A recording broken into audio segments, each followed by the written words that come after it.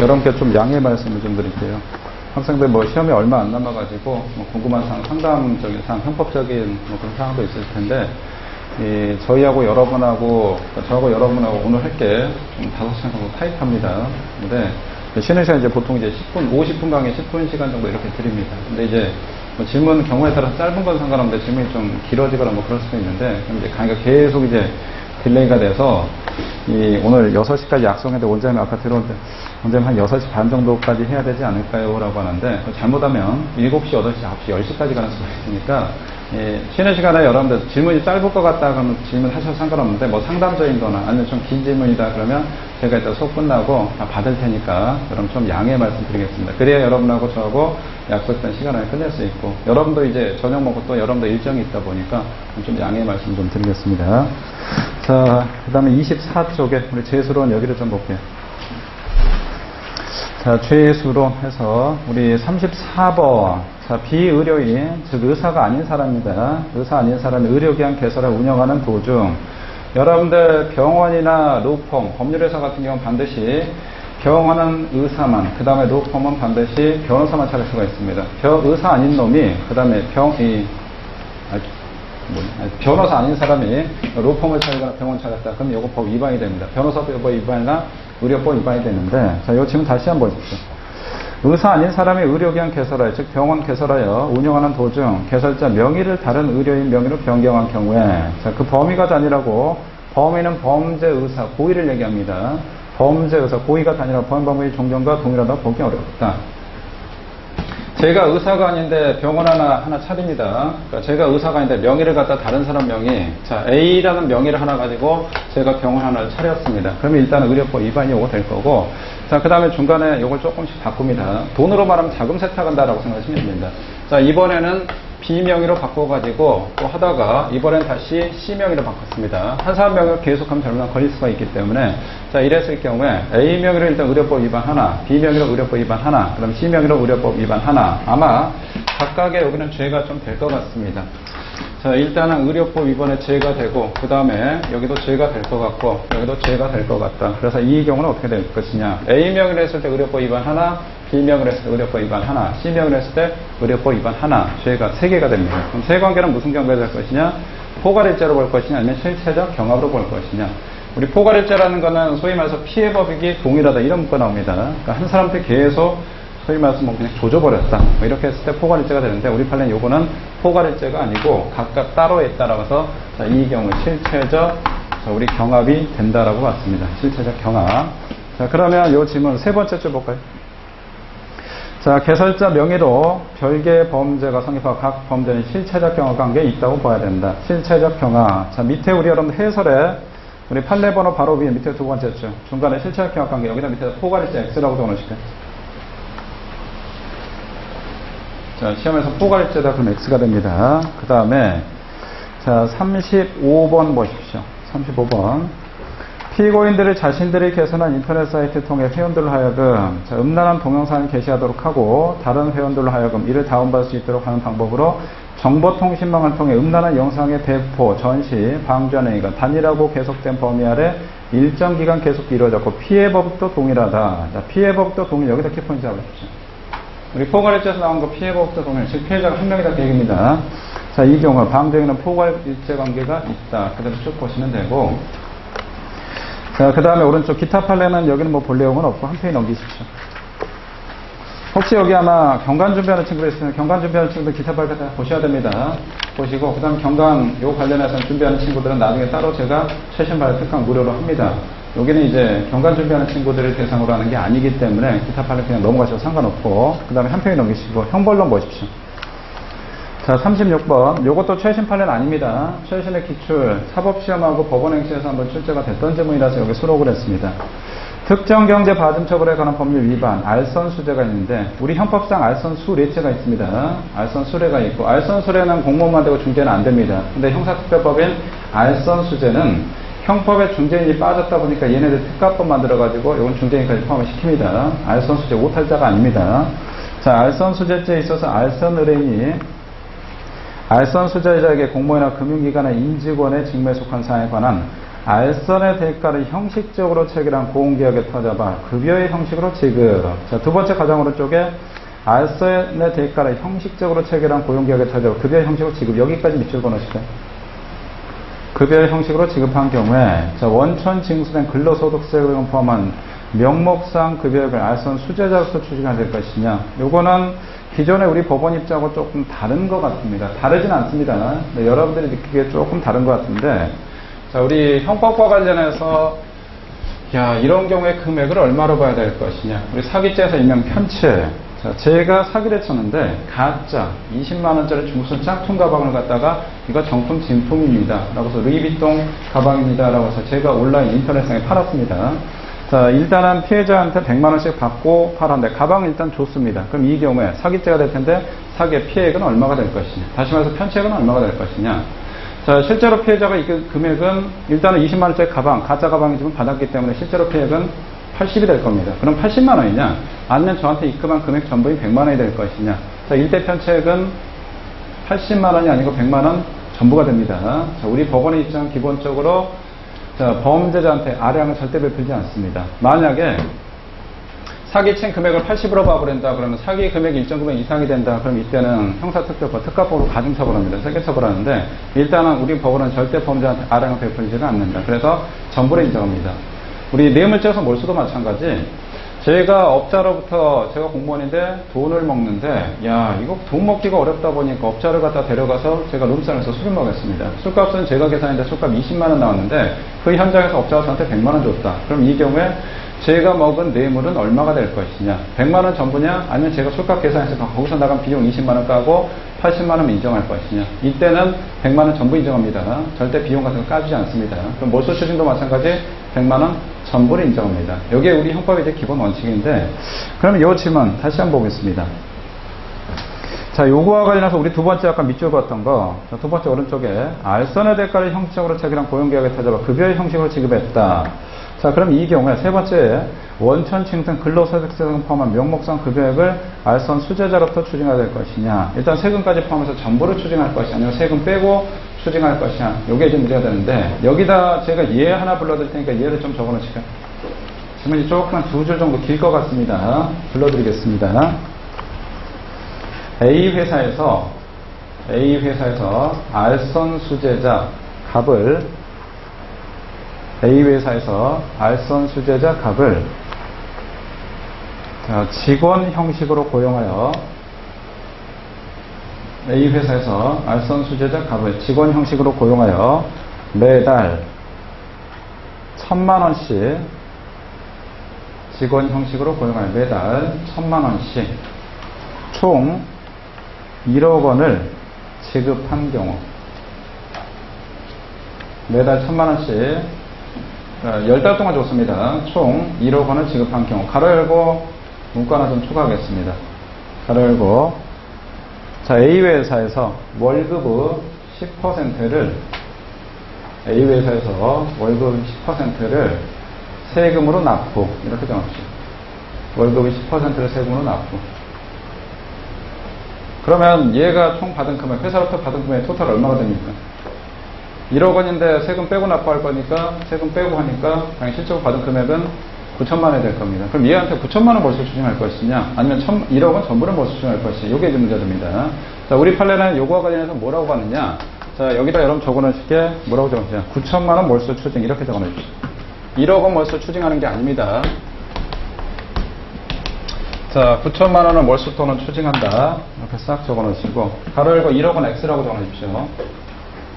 1억 원 X. 자, 요게 조심하실 게 요거 기존의 판례하고 좀 입장이 다른 거 아닙니까? 라고 하는데 아닙니다. 이유가 있습니다. 자, 제가 사례를 조금 바꿔볼게요.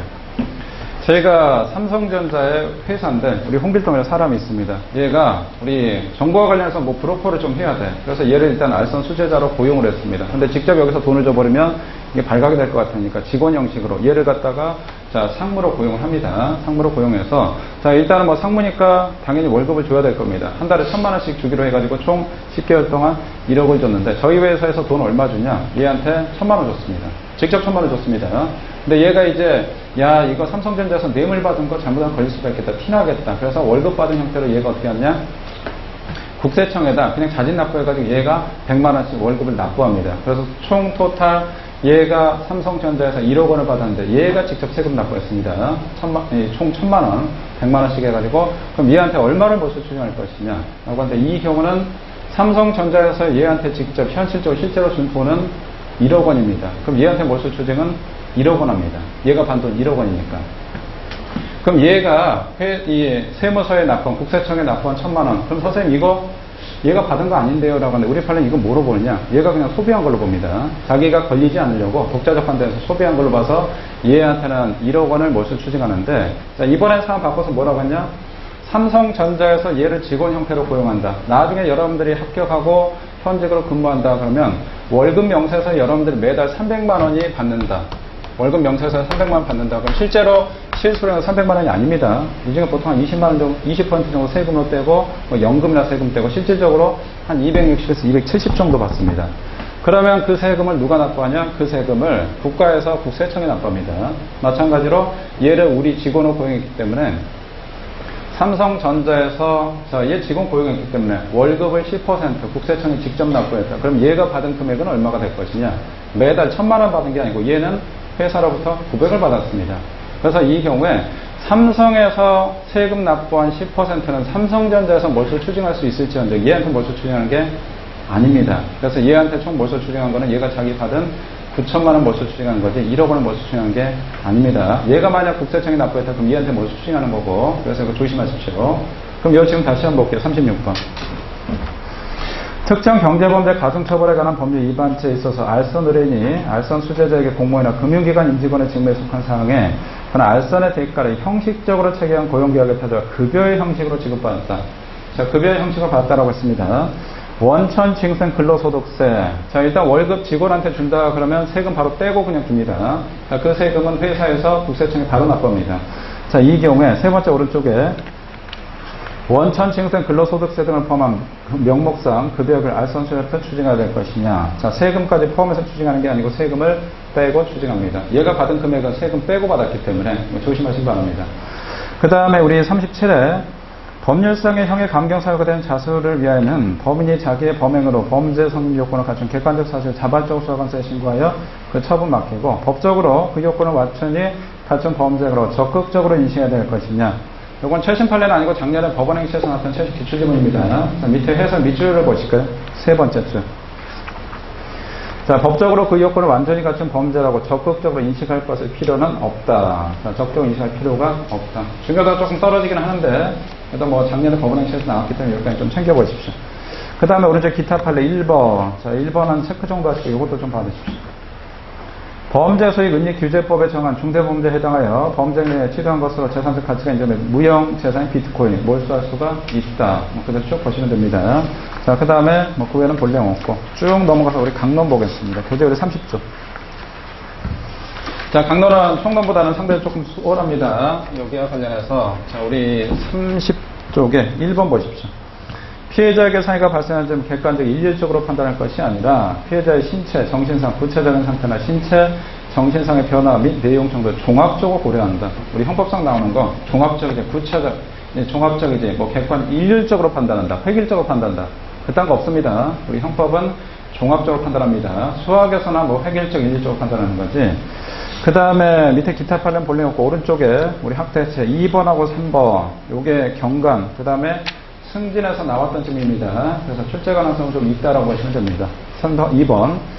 학대죄는 자기의 보호 또는 감독을 받는 사람에게 육체적으로 고통을 주거나 정신적으로 차별대우를 하는 행위가 동시에 범죄가 완료되는 즉시범 또는 상태범입니다. 즉시범 또는 상태범, 그대로 좀 눈에 좀 달라드십시오.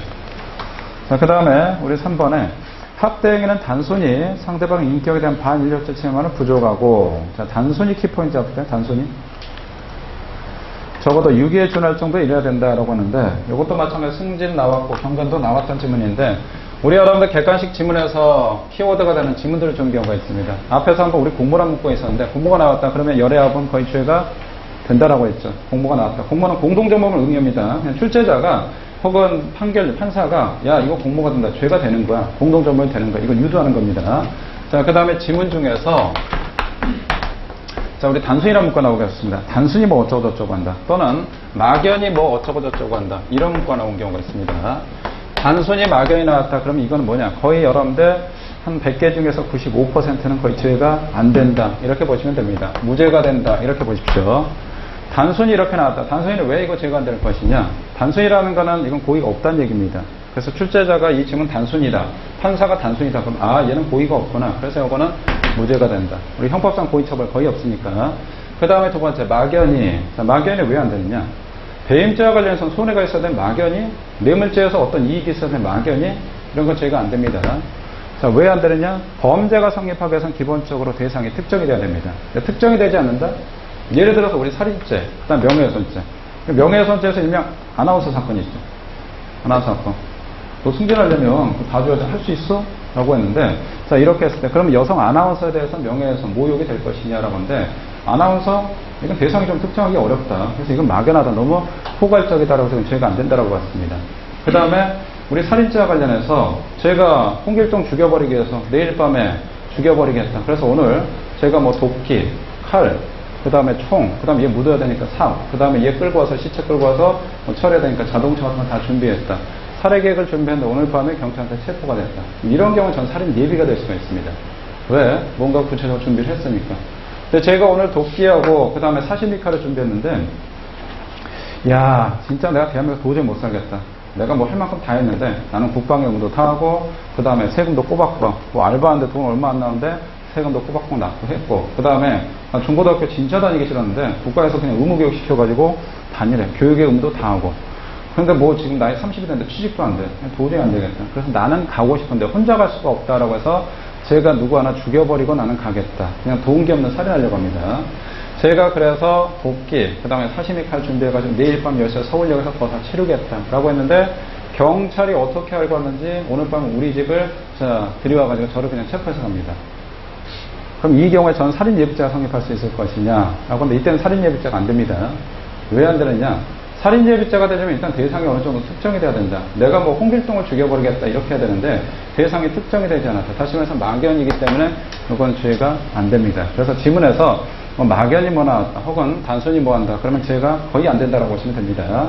거의 안 된다. 근데 여러분들 제가 막연히 단순히 뭐 제 강의 기본 강의 때 혹은 희망을 때 쭉 들었던 친구들은 잡아낸 방법이 있습니다. 근데 처음 들으니 혹시나 막연히 나왔다 죄가 안 되지 X 획일적으로 일적으로 판단하는 거 아닙니다. 여러분들 종합적으로 판단하셔야 됩니다. 여기 플러스 종합적이 들어가는 겁니다. 이렇게 정리하시고 자 그러면 3번 다시 보십시오. 학대 행위는 단순히 상대방 인격에 대한 반인륜적 침해만은 부족하고 적어도 유기에 준할 정도다. 왜 그러느냐? 학대죄는 유기죄하고 같은 장안에이기 때문에 최소한 유기죄하고 삐까삐까해야 된다. 이렇게 본 거고. 자, 그 다음 한 페이지 넘기십시오. 우리 강간추행죄. 자, 4번. 여성에 대한 추행에서 신체 부위에 따라 본chất 차이가 있다고 볼 수가 없다라고 하는데 엉덩이 만지는 거, 어깨 만지는 거 상관없습니다. 뭐 차이가 없고. 개인적으로 생각은 좀 마음에 안 드는데 여성? 남성은 다릅니까? 남성? 내가 남성 우리 학생. 야, 뒤에서 제 개인적으로 좋아합니다. 어깨 쪼물딱쪼물딱 해줬다. 이것도 강제추행이 됩니다. 남자가 남자를. 그 다음 우리 학생. 야, 보니까 여름인데 반바지 입었는데 말근육이야. 그래서 제가 만지고 싶습니다. 우리 학생 열심히 공부하는데 옆에서 살짝 밑으로 책상부터 손 내밀고 말근육만 싹 만졌다. 그럼 당연히 강제추행이 되죠. 요거는 야 남자는 만지는 거 강제추행이 안 되고 여자 좀 그런 뉘앙스가 있나? 좀 개인적으로 뭐 그닥 좋은 건 아닌데 올해 채용시험에서 한번 출제해야 될 거. 5번은 조심하십시오. 목사가 신도들의 믿음과 신뢰를 이용하여 가족의 병을 고친다 명을 추행하였다. 강제추행죄가 될 것이냐? 당연히 이렇게 지문 딸랑 구조되면 강제추행이 된다 이렇게 하는데 밑에 보니까 강제추행이 안 된답니다. 그런 거 작년에 법원행시에서 나왔는데 조심하십시오. 왜 강제추행이 안 됩니까? 그건 저한테 묻지 마시고 한번 판사한테 해당 요 대법관한테 한번 물어보십시오. 제가 봤을 때 조금 거시기한 판례입니다. 단순 암기사항이니까 그대로 이제 쭉 기억하시고 그 다음에 우리 6번 보십시오. 갑이 제작된 영상물이 객관적으로 아동 청소년이 등장하여 성적 행위를 하는 내용을 표현한 영상물에 해당하더라도 대상이 된 아동 청소년이 동의하에 촬영한 것이다. 자, 두 번째 줄에 밑줄을 그읍시오. 대상이 된 아동 청소년이 동의하에 촬영한 것이다. 자, 가부행위나 아동 청소년 성보에 관한 범죄, 아동 청소년 이용 음란물에 제재한 것에 해당하지 않는다. 자, 우리 형법상 승낙이 있다 그러면 처벌을 한다 안 한다? 승낙했다 그러면 처벌 안 합니다. 근데 이제 이건 전제 조건이 개인적 법이고 사회적 법의 국가적 법은 승낙의 대상이 안 되니까 논의도 하고 승낙했으면 처벌을 하지 않는데 승낙이 있더라도 처벌하는 것들이 있습니다. 어떤 것들이냐? 이에 승낙하는 주체가 승낙하는 애가 이성적인 판단을 못할 정도로 어린 경우에 그래서 제가 9살짜리 제 여자친구입니다. 제가 초등학교 29살인데 교생 선생님 갔다가 같은 반 담당하는데 사귀었습니다. 얘가 9살이니까 초등학교 한 3학년 이상 될 거고 자 둘이 사귀어가지고 제가 여자친구 데리고 모텔 가서 하룻밤 잤다. 그럼 이 경우에 미성년자 의제강간을 처벌합니다. 설령 동의가 있다 하더라도 9살짜리는 아직 이성적인 판단을 못하기 때문에 그 동의는 의미가 없습니다. 그 다음에 얘가 7살짜리인데 우리 옆집에 사는데 저하고 엄청 친해졌습니다. 그래서 얘가 엄마에 대해서 맨날 투덜투덜합니다. 엄마가 맨날 뭐라 하고 아빠에 대해서 맨날 투덜투덜하니까 야 아저씨하고 같이 갈래? 라고 해서 제가 얘를 데리고 한 달 정도 전국 일주일 쫙 했습니다. 저는 얘 허락받고 데려갔다. 엄마 아빠의 허락이 없이. 그럼 이 경우에 미성년자 약준죄가 되냐? 당연히 미성년자 약준죄가 성립을 합니다. 설령 7살짜리 허락을 받았다 하더라도 얘는 어리니까 이성적인 판단을 못합니다. 마찬가지로 다시 보십시오. 자, 두 번째 줄에 자 대상이 된 아까 밑줄 긋고 아동 청소년 동의하에 촬영했다. 아동 청소년 아직 이성적인 판단을 못할 나이입니다. 그래서 그 동의가 있다 하더라도 이것은 당연히 형사처벌하는 게 맞습니다. 자, 그 다음에 7번 요거는 조심하실 게 최신 판례는 아니고 작년 법원행시에서 나왔던 기출지문입니다. 배우자가 경영한 미정원에 고용된 부녀에게 성교 요구에 불응하면 해고한다고 위협하여 간음하고 이로 인해 피해자에 천연하게 파열됐다. 업무상 위력인 간음치상죄가 될 것이냐. 자, 우리 여러분 강간에서 상해부터 강간치상죄가 되는데 업무상 위력에 의한 간음치상죄는 죄는 없습니다. 그래서 조심하십시오. 이런 것들은 조금 치사하게 더티하게 출제위원들이 장난친 지문이라는 것이면 됩니다. 사실 원 기출은 작년에 법원행시에서 나온 건 아니고 11년도에 사법시험이 나왔는데 그 지문을 그냥 다시 차용한 겁니다. 그래서 이런 것들은 조심하시고 우리 요 지문도 그렇고 아까 우리 업무 정당의 파트에서 그거 하나 있었죠. 제가 강원여대에서 도박했다. 그럼 이건 업무로 인한 정당이다. 법령에 의한 정당이다. 업무로 인한 정당이 법령에 의한 정당이 법령에 의한 정당행위라고 있죠. 이런 것들 기존에 아는 판례인데 여기서 살짝 바꿔버립니다. 이것도 기존에 아는 판례인데 여기서 살짝 바꿔버렸다. 그래서 요즘은 이런 판례들이 이런 지문들이 좀 있으니까 이런 것 좀 조심하시고 디테일하게 좀 신경을 쓰십시오. 자, 그 다음에 한 페이지 넘기시고 우리 34쪽의 기타 판례 정리 3번 볼까요? 3번 1번 2번 4번은 넘어가셔도 되고 3번 자, 아동 청소년 동의가 있었다거나 자, 개인적인 소지 보관을 1차 목적으로 제작하더라도 청소년 보호법 11조 1항에 아동 청소년 이용 음란물 제작에 해당한다고 보아야 됩니다. 첫 번째 아동 청소년 동의가 있었다. 어린애들 동의가 있으면 의미가 없다라고 했죠. 그래서 이거는 그냥 죄가 된다. 쭉 보시면 되고 그 다음에 오른쪽에 35번 35조 8번 강원도 양구군 그 다음 양구군수 국민에 대한 관계에서 명예훼손죄 모욕죄 피해자가 될 수가 있을 것이냐. 우리 여러분 지방자치단체 국가 정부 행정기관 청와대 농림수산부 이건 명예훼손죄 피해자가 될 수가 없습니다. 그대로 쭉 보시면 되고 그 다음에 9번 불미스러운 소문의 진위를 확인하고자 질문하는 과정에서 타인의 명예를 훼손한 발언을 하였다면 이러한 경우에는 그 동기에 비춰 명예훼손 고의를 인정하기 어렵다.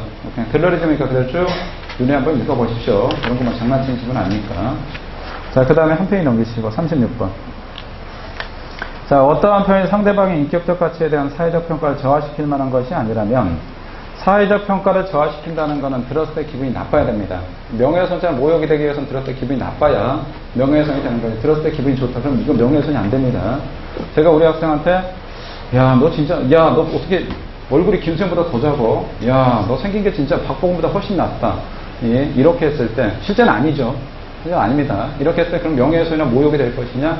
당연히 안 됩니다. 이거는 착한 거짓말, 선의 거짓말이니까. 근데 제가 얘한테 뭐라고 하냐? 야, 너 진짜 인간 개쓰레기구나. 너 승리보다 야, 이렇게 하면서 제가 그냥 너 맨날 꽁하고 뭐 어쩌고 저쩌고 했다. 이런 건 당연히 명예훼손이 됩니다. 들었을 때 기분이 엄청 나쁘니까. 그래서 명예훼손죄나 모욕죄가 되기 위해서는 들었을 때 기분이 나빠야 된다. 그걸 이제 뭐라고 하느냐? 우리 첫 번째 중간에 사회적 평가를 저하시킬 만한 것이다 라고 하는데 보니까 사회적 평가를 저하시킬 만한 것이 아니다라고 했습니다. 아니다. 자, 그럼 두 번째 줄에 설령 그 표현이 다소 무례한 방법으로 표시되었다 하더라도 이 모욕죄 구성요건에 해당한다고 할 수가 없다. 다소 무례한 거 요거 가지고 형사처벌하기는 좀 그렇다. 이렇게 봤고 자, 밑에 우리 사실관계 잠깐 볼까요?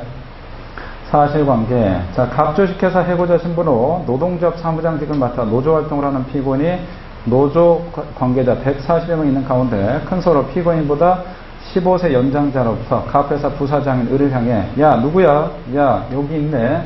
여기 그냥 뭐 김종 우기라고 해보겠습니다. 야 우기야 너 이리 와봐. 너 여기 있네. 네 이름은 우기지? 나오니까 좋지? 라고 했을 때, 자, 이 경우에 네 번째 줄에 여러 차례 을의 이름을 불러 을을 모욕했던 내용을 기술했다. 모욕죄가 성립하지 않는다. 밑에 40번까지 같이 좀 기억을 해 주십시오. 그 다음 밑에 기타 판례 여기도 한번 쭉 한번 읽어보십시오. 체크 정도 하시고. 출제 가능성은 조금 떨어지는데 그래서 한번 여기까지 보시고 오른쪽 가보십시오. 11번 업무방해죄에서 행위의 객체는 타인의 업무이고, 자 여기서 타인은 범인 위에 자연인, 법인기 없는 단체. 법인기 없는 단체는 여기 미등기 법을 얘기합니다. 미등기 법인도 업무방해죄 업무가 될 것이냐. 우리 여러분들 회사의 채용 업무 방해했다. 그럼 이거 업무방해죄 됩니다. 예를 들어서 KT, 요즘 뭐 하도 이제 부정채용과 관련해서 KT에 제가 부정입사했다. 혹은 강원랜드에 부정입사했다. 그럼 저는 업무방해죄 성립합니다. 그럼 업무방해죄는 누구의 업무를 방해했을 것이냐. 만약에 제가 KT나 뭐 삼성전자에 부정입사했을 경우에 우리 부정입사다, 부정입학이다, 부정시험이다. 그럼 위계가 있는데, 자 이때는 누구를 속이는 겁니까? 삼성전자에 제가 원래는 학점도 안 좋고 그 다음에 토익도 500도 안 넣는데 토익 성적 조작하고 학점도 거의 뭐 4.5 만점 만들어 놓고 스펙도 싹 조작했다. 그래서 제가 합격을 했다. 그럼 이때는 업무방해죄가 되는데 이때는 누구의 업무를 속이는 겁니까? 삼성전자에 부정입사하면 누구를 속이는, 누구에 대해서 업무방해죄가 된다. 누구에? 이 친구 누구에? 크게? 면접관이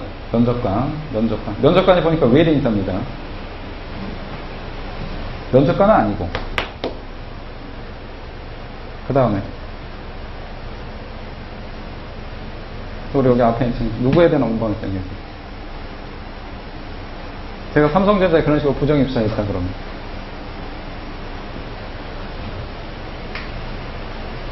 그냥 저는 선생님 업무방해죄면 되는 걸로 배웠습니다. 그렇게 기억하셔도 상관없습니다. 근데 이건 누구에 대한 업무방해죄냐? 삼성전자에 대한 업무방해죄가 됩니다. 삼성전자 회사에 대한 업무방해죄가 되는데 우리 업무방해죄 부정시험이다 그러면 뭐냐? 속이는 위계가 있어야 되는데 그럼 선생님 회사가 속을 수 있습니까? 회사는 속을 수 없지. 누굴 속여야 되냐? 회사를 대신하는 사장을 속여야 됩니다. 사장을 속일 때 업무방해죄가 되는데 요거는 이제 우리 여러분들 사장이 뭘 속거나 사장이 어떤 행위를 하기 때문에 그래서 요거 지금 다시 한번 보십시오. 자, 두 번째 줄에, 자, 법인 및 법인경 단체를 가리킨다라고 하는데, 아까 말씀드렸죠. 부정입사했다 그러면 삼성전자에 대한 업무방해죄가 된다라고 했죠. 그래서 그 법인 또는 미등기 법인도 포함이 됩니다. 여기까지 기억하시고. 그 다음에 12번, 업무방해죄 고의는 반드시 업무방해 목적이나 계획적인 업무방해 의도가 있어야 하는 것이 아니라, 자신의 행위로 인하여 타인의 업무가 방해될 가능성 또는 위험에 대한 인식이나 예견을 충분하며 그 인식 예견은 확정적인 것은 물론 불확정적인 것이라도 이른바 미필적 고의를 충분하다. 우리 형법상 고의는 딱 하나만 있으면 된다. 미필적 고의하고 확정적 고의. 무슨 고의만 있으면 됩니까? 미필적 고의만 있으면 됩니다. 그래서 확정적 뭐 이런 거 필요가 없습니다. 미필적 고의. 자, 그 다음에 13번 보십시오. 한국토지공사 지역본부가 중고자동차 매매단지를 분양하기 위해 유자격자 신청자를 대상한 무작위 공개 추첨. 자, 무작위 공개 추첨에다 여기다 뭐라고 적으시냐? 제비뽑기라고 적을까? 제비뽑기. 무작위 공개 추첨, 제비뽑기. 자, 제비뽑기라 하여 자, 수분양자 선정하는 절차를 진행하는데 신청 자격이 없는 자가 다른 신청자의 자격과 명의를 빌려 당첨 확률을 약 75%가 인위적으로 높여 분양 신청을 했다. 경매 입찰 방해죄가 될 것이냐. 경매 입찰 방해죄는 기본적으로 경매나 입찰이 돼야 되는데 제비뽑기는 경매나 입찰이 아닙니다. 제비뽑기는. 그래서 요거는 무죄가 된다. 이렇게 기억하시면 됩니다. 밑에다 우리 여러분들 제비뽑기에서 무죄 이렇게 적어놓으십시오. 경매 입찰 방해죄에 대해서 반드시 경매나 입찰이 돼야 되는데 경매 입찰 방해죄는 우리 시험에서 최근 5년간 출제가 안 됐는데 예, 법원행시 작년도 나왔고 재작년도 나왔고 그 다음에 경관도 최근에 좀 나왔기 때문에 이 경매 입찰 방해죄 제비뽑기에서 좀 기억을 해주세요. 제비뽑기 무죄. 자, 그 다음에 한 페이지 넘기시고 38. 자, 14번에 갑이 절취한 물건이 자신의 아버지 소유인 줄 알고 오신하고 오인하였다 하더라도 그 오신, 즉 오인은 형변죄 사유라는 것 절도죄 성립이나 처벌에 아무런 영향을 미치지 않는다. 우리 여러분들 친족상도로 친족관계 고의 인식 대상이 아닙니다. 그래서 저는 이거 아버지 물건 아닌 줄 알고 가져갔네? 근데 아버지 거였네? 이때는 친족상도에 적용이 되고 야 아버지 거인 줄 알고 가져갔는데 아버지 게 아니었네? 그럼 이때는 친족상도에 적용이 안 됩니다. 친족상도로 친족관계는 객관적으로 판단하는 거지 제가 생각한 거 전혀 관련이 없습니다. 자, 그 다음에, 자, 오른쪽 가보시면 15번에, 자, 사기죄 피해자가 법이나 단체인 경우에 법인이나 단체의 대표자는 또는 실질적으로 의사결정을 하는 최종 결정권자 등이 기망행위자 동일이거나 기망자 공모하는 등, 자, 우리 밑줄을 좀 긋겠어요. 첫 번째 중간에 법인이나 단체의 대표자 또는 실질적으로 의사결정을 하는 최종 결자 등이 기망행위자 동일이거나 기망행위자 공모, 여기까지 밑줄 걸어주십시오.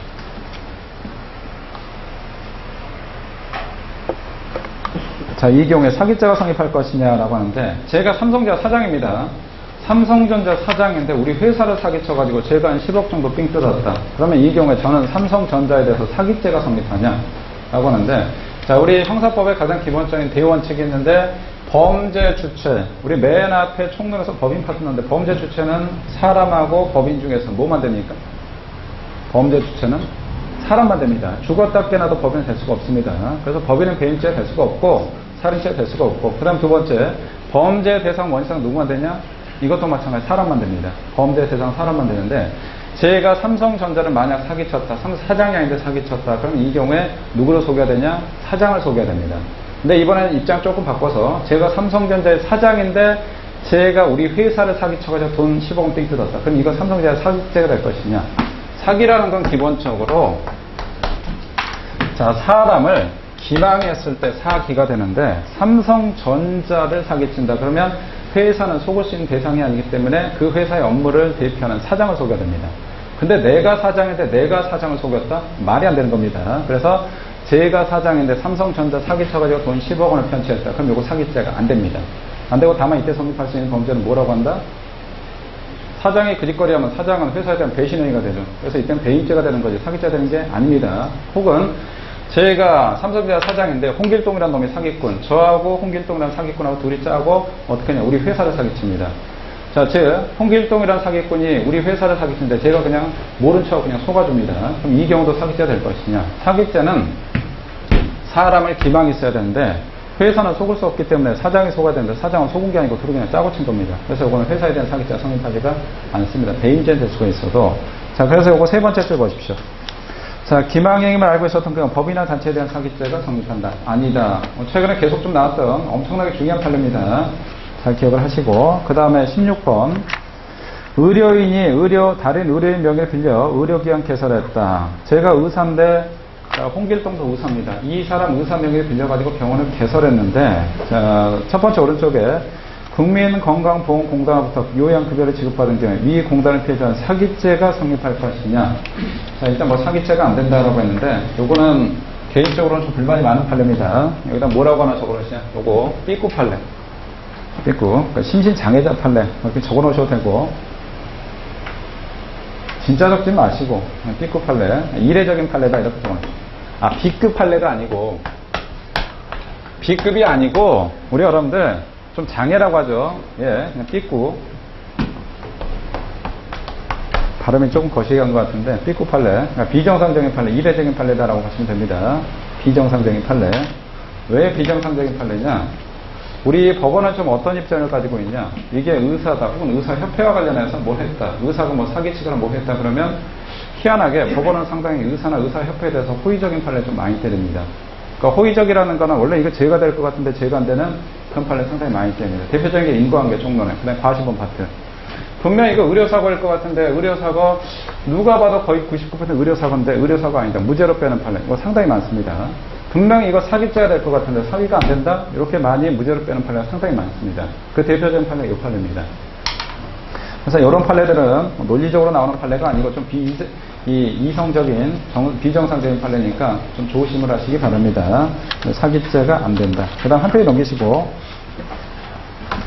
17번. 자, 피고인의 고의의 기망행위로 보험계약을 체결하고 위 보험사고가 발생했다는 이유로 보험회사에 보험금을 청구해 보험금을 지급받을 때 사기죄 기수가 된다. 우리 보험사기는 보험금 청구할 때 사기죄 실행에 착수가 되고 보험금 받았을 때 사기의 기수가 된다. 우리 재산범죄 기수와 관련해서는 절도에선 절취란 용어를 씁니다. 우리 강도에선 강취, 사기에선 사치 또는 편취란 용어를 씁니다. 편취. 그래서 사기의 기수는 언제냐? 취득가 있을 때. 사치 또는 편취라고 하는데 절도에선 절취란 용어를 씁니다. 그래서 절도도 마찬가지 취득했을 때 기수고, 강도도 강취, 취득했을 때. 자, 그 다음에 18번. 피기망자의 의사에 기초한 어떤 행위를 통해 행위자 등이 재물 또는 자산상 이익을 취득했다 평가할 수 있는 경우라면 사기죄에서 말한 처분행위가 인정이 된다. 18번, 19번은 그냥 그대로 쭉 한번 읽어보시면 됩니다. 들러리즘 정도 나올 수 있는 거고. 다음 19번. 외관상 재물의 교부가 해당하는 행위가 있었다고 하더라도 재물이 범인의 사실상 지배 아래 들어가 그의 자유로운 처분이 가능한 상태에 놓여 있지 않고 여전히 피해자의 지배 아래 있는 것으로 평가된다. 자, 두 번째 줄의 왼쪽에 그의 자유로운 처분이 가능한 상태에 놓여 있지 않고 여전히 피해자의 지배 아래 있는 것으로 평가된다. 여기까지 밑줄 그어놨어요. 자, 이 경우에 처분행위가 있었다고 볼 수가 없다라고 하는데 우리 사기죄에서 요 판례가 하나 있죠. 요 판례. 우리 여러분들 제가 우리 학생 보이스피싱 목표로 사기쳤는데 대포 통장까지 일단 입금받았습니다. 근데 아직 내가 인출하지 않았다라고 했을 때 그럼 이 경우에 사기의 기수가 되냐 미수가 되냐? 사기 쳤는데 대포 통장까지 끌고 왔다 아직 인출하지 않았다. 그럼 이때는 사기의 기수다 미수다? 기수 미수.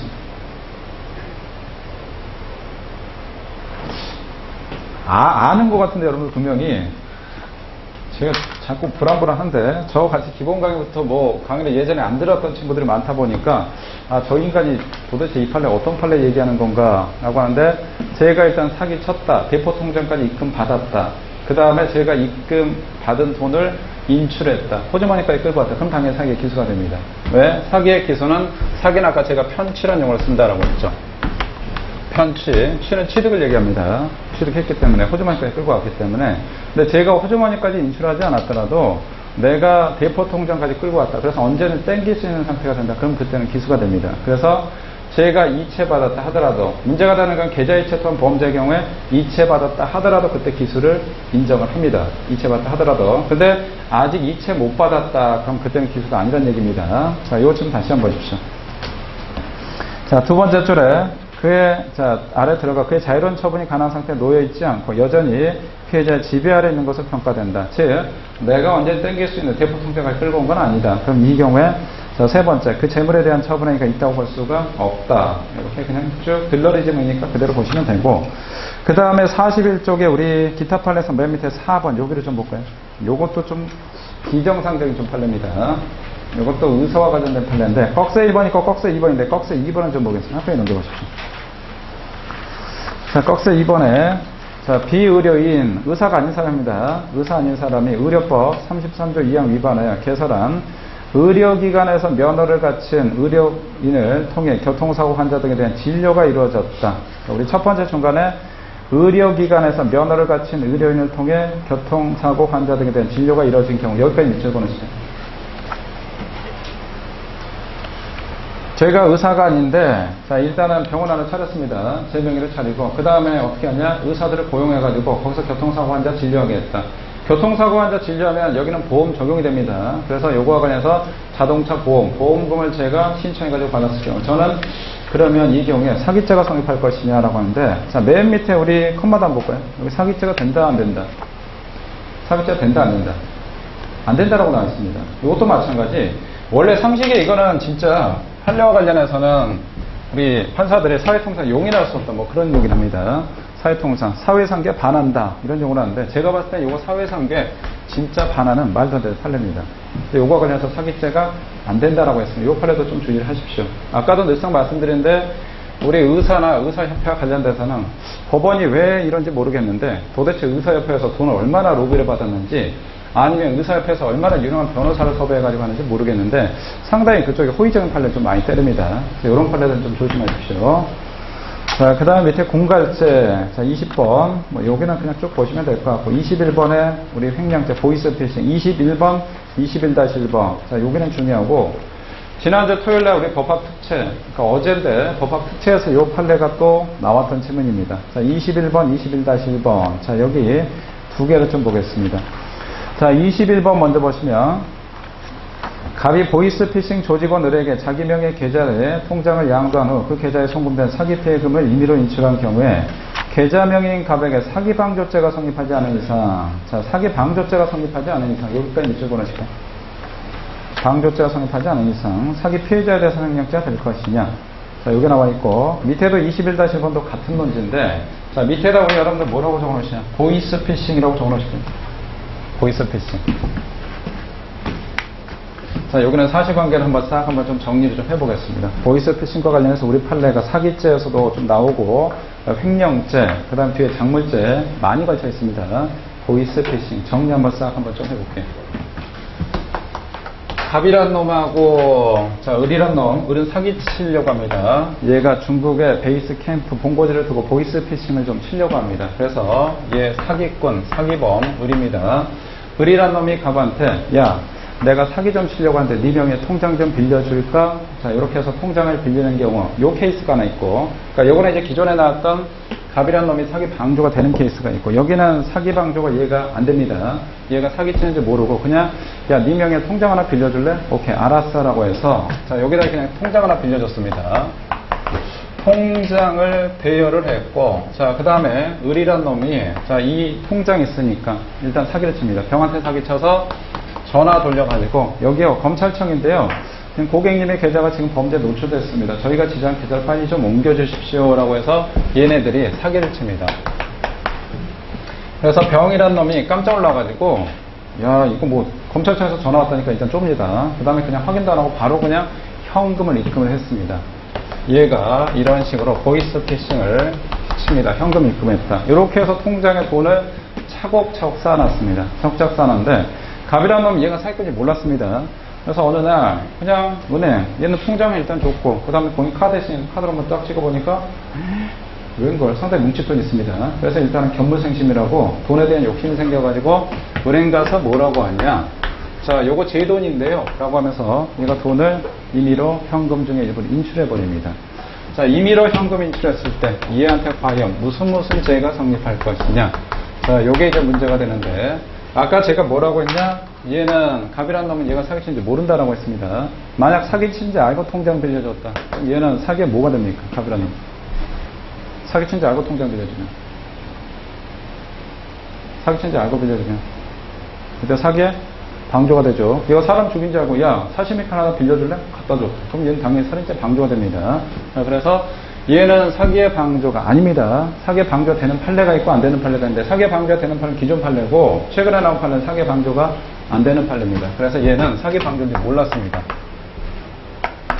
자, 일단은 요거와 관련해서 사기 방조가 안 됐는데, 자, 요걸 갖다 은행 가서 이미 인출했다. 과연 요건 무슨 죄가 성립할 것이냐 라고 해서 쟁점 두 가지가 있습니다. 요거 전원합의체로 견해가 바뀌었던 중요한 판례입니다. 일단 전원합의체 나왔다 그럼 거의 중요성이 좀 높다고 생각하시면 되는데, 쟁점이 이제 두 가지가 있는데, 첫 번째, 자, 돈을 이미 인출했을 경우에 첫 번째, 사기범에 대해서 횡령죄가 될 것이냐, 요게 쟁점이 됩니다. 을에 대해서 횡령죄가 될 것이냐. 근데 우리 법원은 일단은, 자, 우리 을에 대한 횡령죄 요거 인정했는지, 최신 판례가 아니기 때문에 아마 공부를 좀 했을 것 같은데, 자, 을에 대한 횡령죄, 즉 범인에 대한 횡령죄는 인정하지가 않았습니다. 자, 을에 대한 횡령죄는 인정 안 했다. 왜 인정 안 했냐? 우리 횡령이라는 거는 타인 소유 자기 점유, 타인 소유 자기 점유. 우리 학생이 저한테 휴대폰 맡겼는데 가지고 있다 갖다 팔아쳐버렸다. 그러면 제 입장에선 제가 가지고 있으니까 자기 점유, 우리 학생 거니까 타인 소유. 그 다음에 학생이 맡기는 위탁이 있습니다. 근데 여기는 범인이 얘한테 돈을 위탁했냐? 다시 말해서 이 돈이 범인 돈이냐? 범인 돈은 아닙니다. 그래서 범인에 대한 횡령죄는 안 됩니다. 요거 하나. 자, 그 다음에 두 번째, 피해자에 대한 횡령죄가 될 것이냐? 병에 대한 횡령죄가 될 것이냐? 요게 쟁점인데, 자, 요거는 조심하시죠. 요게 견해가 바뀌었습니다. 자, 병에 대한 횡령죄, 우리 판례는 요거는 인정했습니다. 병에 대한 횡령죄. 우리 횡령죄는 타인 소유 자기 점유, 내가 가지고 있다라고 해서 무조건 횡령죄가 되는 건 아니고, 상대방에 맡기는 우리 두 글자 뭐가 있어야 되냐? 위탁이 있어야 되는데, 그러면 얘 병은 갑한테 맡기는 위탁이 아니고 사실 사기당해서 돈 입금해줬는데 위탁이 없지 않습니까? 그러다 보니까 대법원에서 첨예하게 견해 대립이 갈렸습니다. 그래서 일부 대법관들은 위탁이 없다, 그래서 이건 횡령죄 안 된다라고 하는데, 다수 대법관들은 아니다, 위탁이 있다라고 봤습니다. 위탁이라는 거는 우리 법률상 위탁도 있지만 조리상 위탁도 있습니다. 어떤 경우냐? 우리 학생이 저한테 휴대폰 빌려줬는데 제가 이제 돌려줘야 됩니다. 근데 우리 학생이 지금 없어. 오늘 아파서 안 나왔습니다. 그래서 옆에 있는 학생한테, 학생, 내가 지금 휴대폰 빌렸는데 이 친구한테 줘야 되거든. 근데 내가 지금 기차 시간이 늦어가지고 좀 줘. 라고 했더니 갖다 그냥 팔아쳐버렸다. 이런 경우도 우리 위탁으로 봅니다. 그래서 조리상 위탁. 조리상 위탁이다 그러면 상식적인 위탁 이렇게 보시면 됩니다. 자, 그 다음에 우리 판례는 또 뭐로 봤냐? 횡령죄 파트에서 우리 중요한 판례. 자, 제가 은행 갔더니 내 통장에 원래 10만 원밖에 없는데 거금 한 1,000만 원 정도 이체가 되어 있습니다. 그러니까 다른 사람이 거래를 잘못해서 제 계좌를 이체시켰습니다. 그래서 저희가 이 돈 뺏어버렸다. 그럼 이때 우리 판례는 횡령죄를 인정한 판례가 있습니다. 우리 판례는 그 논리에 의해서 자, 요거에 대해서 자, 병에 대한 횡령죄는 된다. 이렇게 봤습니다. 그래서 요 판례는 좀 조심하시고 요거는 자, 올해 법학 특채에서도 한번 출제가 됐던 판례고 준위가 좀 있습니다. 그래서 범인에 대한 횡령죄는 안 됩니다. 보이스피싱 사건에서 여기에 사기 방조가 되는 판례가 있습니다. 사기에 방조가 되는 판례도 마찬가지 범인에 대한 횡령죄는 안 됩니다. 이 돈은 범인돈은 아니니까. 근데 사기의 방조가 안 된다라고 했을 때 자, 이 경우에 피해자에 대한 횡령은 될 수가 있다. 조심하시고. 자, 그럼 지문. 자, 21번하고 21-1번 다시 보십시오. 자, 21번에 갑이 보이스피싱 조직원 을에게 자기 명의 계좌를 통장에 양도하는 그 계좌에 송금된 사기 피해 금액을 임의로 인출한 경우에 계좌명인 갑에게 사기 방조가 성립하지 않는다. 방조가 안 된다라고 했습니다. 첫 번째 방조 안 된다. 요거는 기억하시고. 그 다음 두 번째, 피해자에 대한 횡령이 될 것이냐. 여기서 물어본 건 범인에 대한 횡령이 아니고 피해자에 대한 횡령이라고 했습니다. 피해자에 대한 횡령은 된다. 라고 했고. 그 다음에 21-1번. 갑이 보이스피싱 조직원 을에게 자기 명의 계좌를 통장을 양도한 후에 그 계좌에 송금된 사기 피해 금액을 임의로 인출한 경우에 계좌 명의부터 적금 매체를 양수한 전기통신금융사기의 범인에 대해서 횡령죄가 될 것이냐라고 하는데 여기는 문구에 사기 방조죄가 된다는 데는 문구가 없습니다. 없는데 그건 의미가 없습니다. 사기 방조가 되든 사기 방조가 안 되든 범인에 대한 횡령죄는 둘 다 무조건 안 됩니다. 왜? 이 돈은 범인 돈은 아니니까. 이렇게 싹 기억하십시오. 정리를 해주시기 바라고. 자, 그 다음에 밑에다 아까 제가 요거 적어 놓으시라고 안 적어 놓죠. 밑에다 우리 여러분들 어디 판결 조제다 19 법학 특채라고 적어 놓으십시오. 5회 법학 특채에서 출제됐습니다.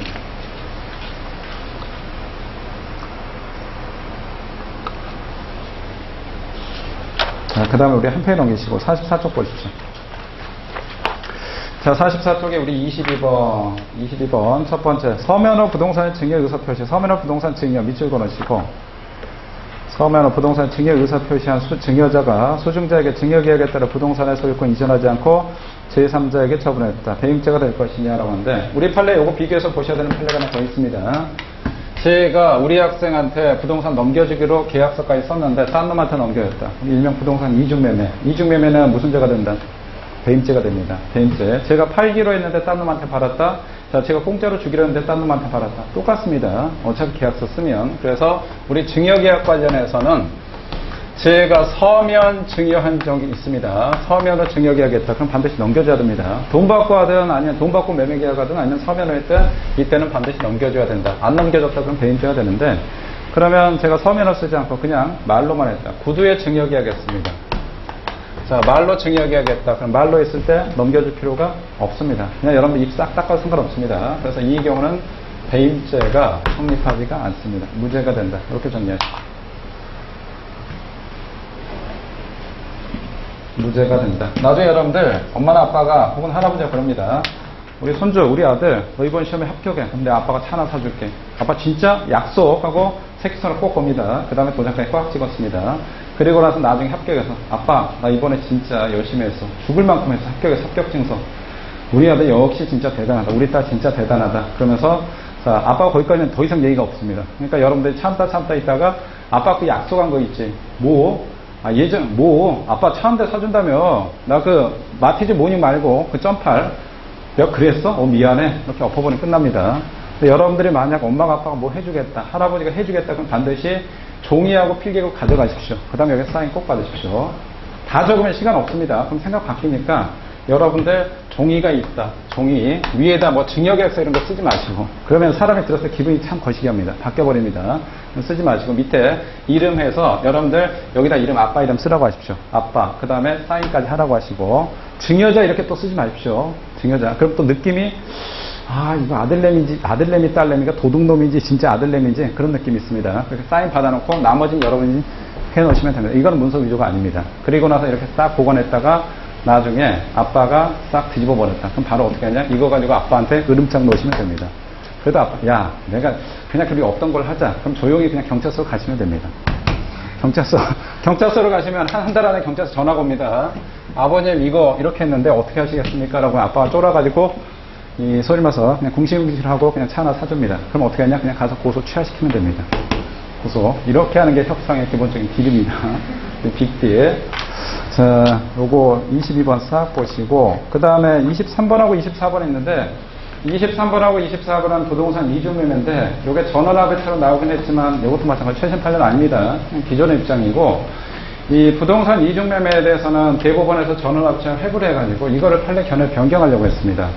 동산의 이중매매는 무죄가 되는데, 야, 부동산 이중매매도 단순한 민사문제인데, 이거 형사처분한 건 좀 문제가 있다라고 해서, 견해를 바꿔서 무죄로 빼려고 했는데 대법관들이 다수가 일단 반대했습니다. 그래서 일단은 무죄로 안 바뀌고 기존의 입장 그냥 기대로 계속 나온 겁니다. 자, 우리 24번 보십시오. 부동산 매수인이 자, 피고인이 매수한 을과 매매계약을 체결하고 을로부터 계약금과 중도금 지급받은 후 매매 목적물인 부동산 제3자에게 이중으로 매도하고 소유권 이전 등기가 마쳤다. 배임죄가 성립을 한다. 그냥 부동산 이중 매매, 배임죄 이렇게 보시면 됩니다. 전원합의체인데 여기 큰 의미가 없습니다. 안 바뀌었기 때문에. 자, 그 다음 23번 보십시오. 자, 부동산 매매계약에서 중도금 지급받은 매도인이 매수인부터 소유권 이전하기 전에 제3자에게 이를 처분한 경우에 배임죄가 성립한다고 보는 중요한 이유는 중도금 유수되면 당사자가 임의로 계약을 해지할 수 없는 구속력이 발생하기 때문이다 라고 나오는데, 자, 24번에다 이중매매 이렇게 적어 놓으시고, 자, 그 다음에 우리 부동산 이중매매와 관련해서 계약금하고 중도금 기본적인 성격을 좀 보겠습니다. 우리 민사 관련해서 우리 계약금 나오는 경우가 있습니다. 계약금만 줬다. 제1 매수인부터 계약금 받고 제2 매수인한테 넘겼다. 배임죄가 안 됩니다. 계약금은 요거는 철저하게 무슨 문제로 보냐? 민사 문제로 봅니다. 민사 문제. 얼마든지 뒤집을 수가 있습니다. 자, 요게 형사 문제로 가야 된다. 그러면 뭐 이상 받아야 되냐? 중도금 이상 혹은 중도금 또는 잔금이 나와야 됩니다. 그때 비로소 우리 여러분들 형사 문제, 배임죄, 이중매매가 되기 때문에, 그래서 계약금의 기본적인 성격을 조금 기억해 주십시오. 계약금은 그냥 민사 문제다. 이렇게 보시면 되고, 그게 이제 23번입니다. 자, 그 다음에 우리 45쪽에 25번. 자, 공무원은 배임죄 주체가 될 수가 없다. 말이 안 됩니다. 공무원은 사기칠 수가 있다, 없다.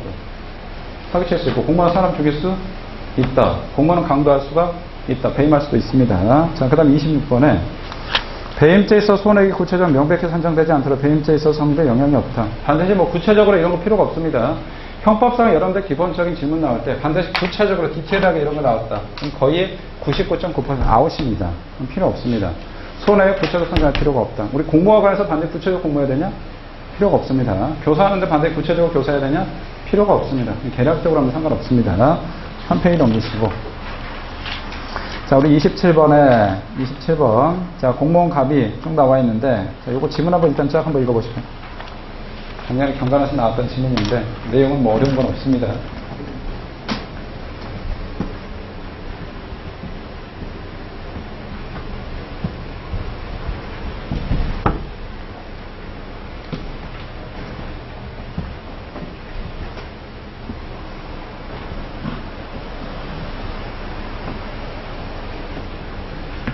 우리 여기에 나오시는 대통령 각하분 분 계시는데 성함이 어떻게 되십니까? 우리 MB 각하님이죠. MB 각하. 우리 대통령 사저 부집 매입 사건 이렇게 적어놓을까요? 대통령 사저 부집 매입 사건. 그리고 배임죄가 된다라고 봤습니다.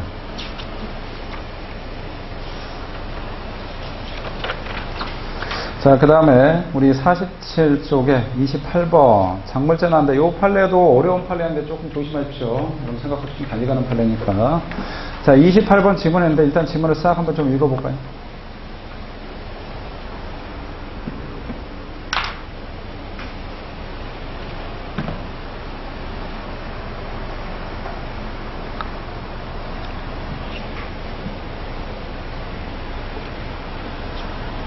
판례들이 어려운 판례가 아닌데 이런 판례들은 출제위원들이 참 좋아합니다. 이런 최신 판례들을 모르고 가면 틀리고 알면 맞추기 때문에. 내가 이 질문 처음 봤는데 이건 당연히 죄가 되겠구나. 근데 밑에 보니까 죄가 안 된대. 죄가. 일단 이런 결론 조심하세요. 이건 무죄가 된다라고 했는데 무죄가 또 왜 되느냐 라고 했는데 밑에 해설 볼까요? 47쪽에 밑에 우리 두 번째 단락 보면 판결 이유 중에서라고 나와 있습니다. 판결 이유 중에서 자, 첫 번째 단락, 네 번째 줄까지 해서 첫 번째 단락이 있고 다섯 번째 다음과 같은 사정들을 비추어 범행인데 거기서 쭉 더 밑으로 내려오면 중간에 우리 동그라미 1번 있습니다. 피고는 중고 휴대전화라고 했는데 여기서부터 마지막까지 쫙 한번 읽어보시죠. 요 이유 때문에 우리 판례는 이건 무죄라고 했습니다.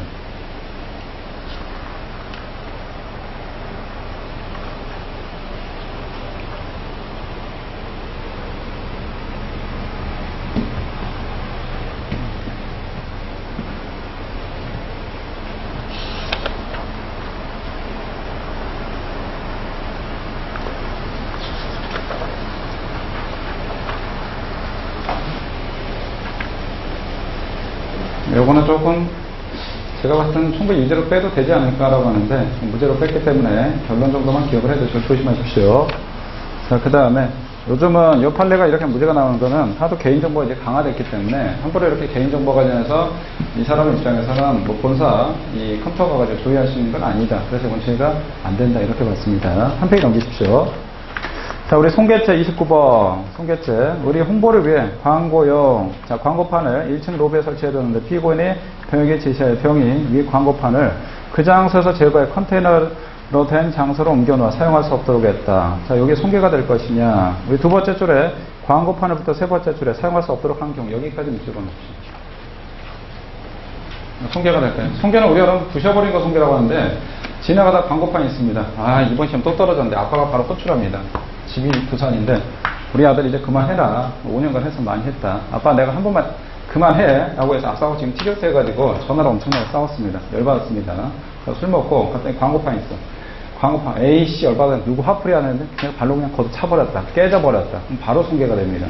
근데 부셔버린 거 손괴가 되는데 제가 이번엔 광고판 A씨 여기서 부셔버림이 그렇고 이 광고판을 걸리적거리니까 그냥 광고판 플러그 빼가지고 거기다 그냥 감춰버렸습니다. 그래서 하루 정도 광고판 못 쓰게 했다. 요것도 손괴가 됩니다. 손괴는 부시는 것뿐만 아니라 못 쓰게 하는 것도 손괴가 될 수가 있습니다. 그다음 우리 자동문 판례가 있죠.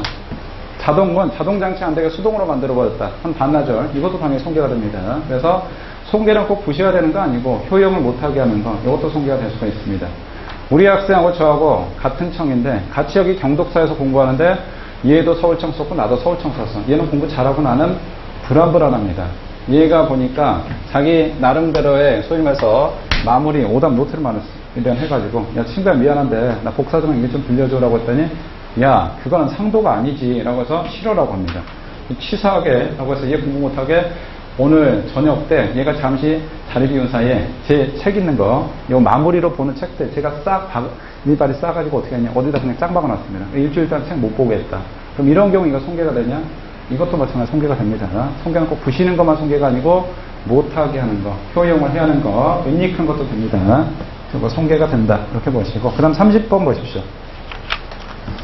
권리행사 방해죄에서 보호 대상인 타인의 점유는 자 일단 적법한 권한에 기하여 점유를 개시하였으나 사후에 점유 권한을 상실한 경우에 점유 권한의 전부가 외관상 명백하지 아니하였으나 법정 절차를 통하여 권한의 전부가 밝혀질 때까지 권한에 기하여 점유를 개시한 것이 아니라 동시에 항변권도 대항할 수 있는 점유까지 포함이 된다. 그냥 그대로 쭉 눈에 읽어두시기 바랍니다. 올해 승질에서 한번 나왔던 질문이고 그 다음 한 페이지 넘기십시오. 자, 문서죄, 여러분들이 많이 어려운 문서죄 파트인데, 자, 31번 보십시오. 31번. 주식회사의 적반 대표이사는, 일단 회사 사장이라고 했습니다.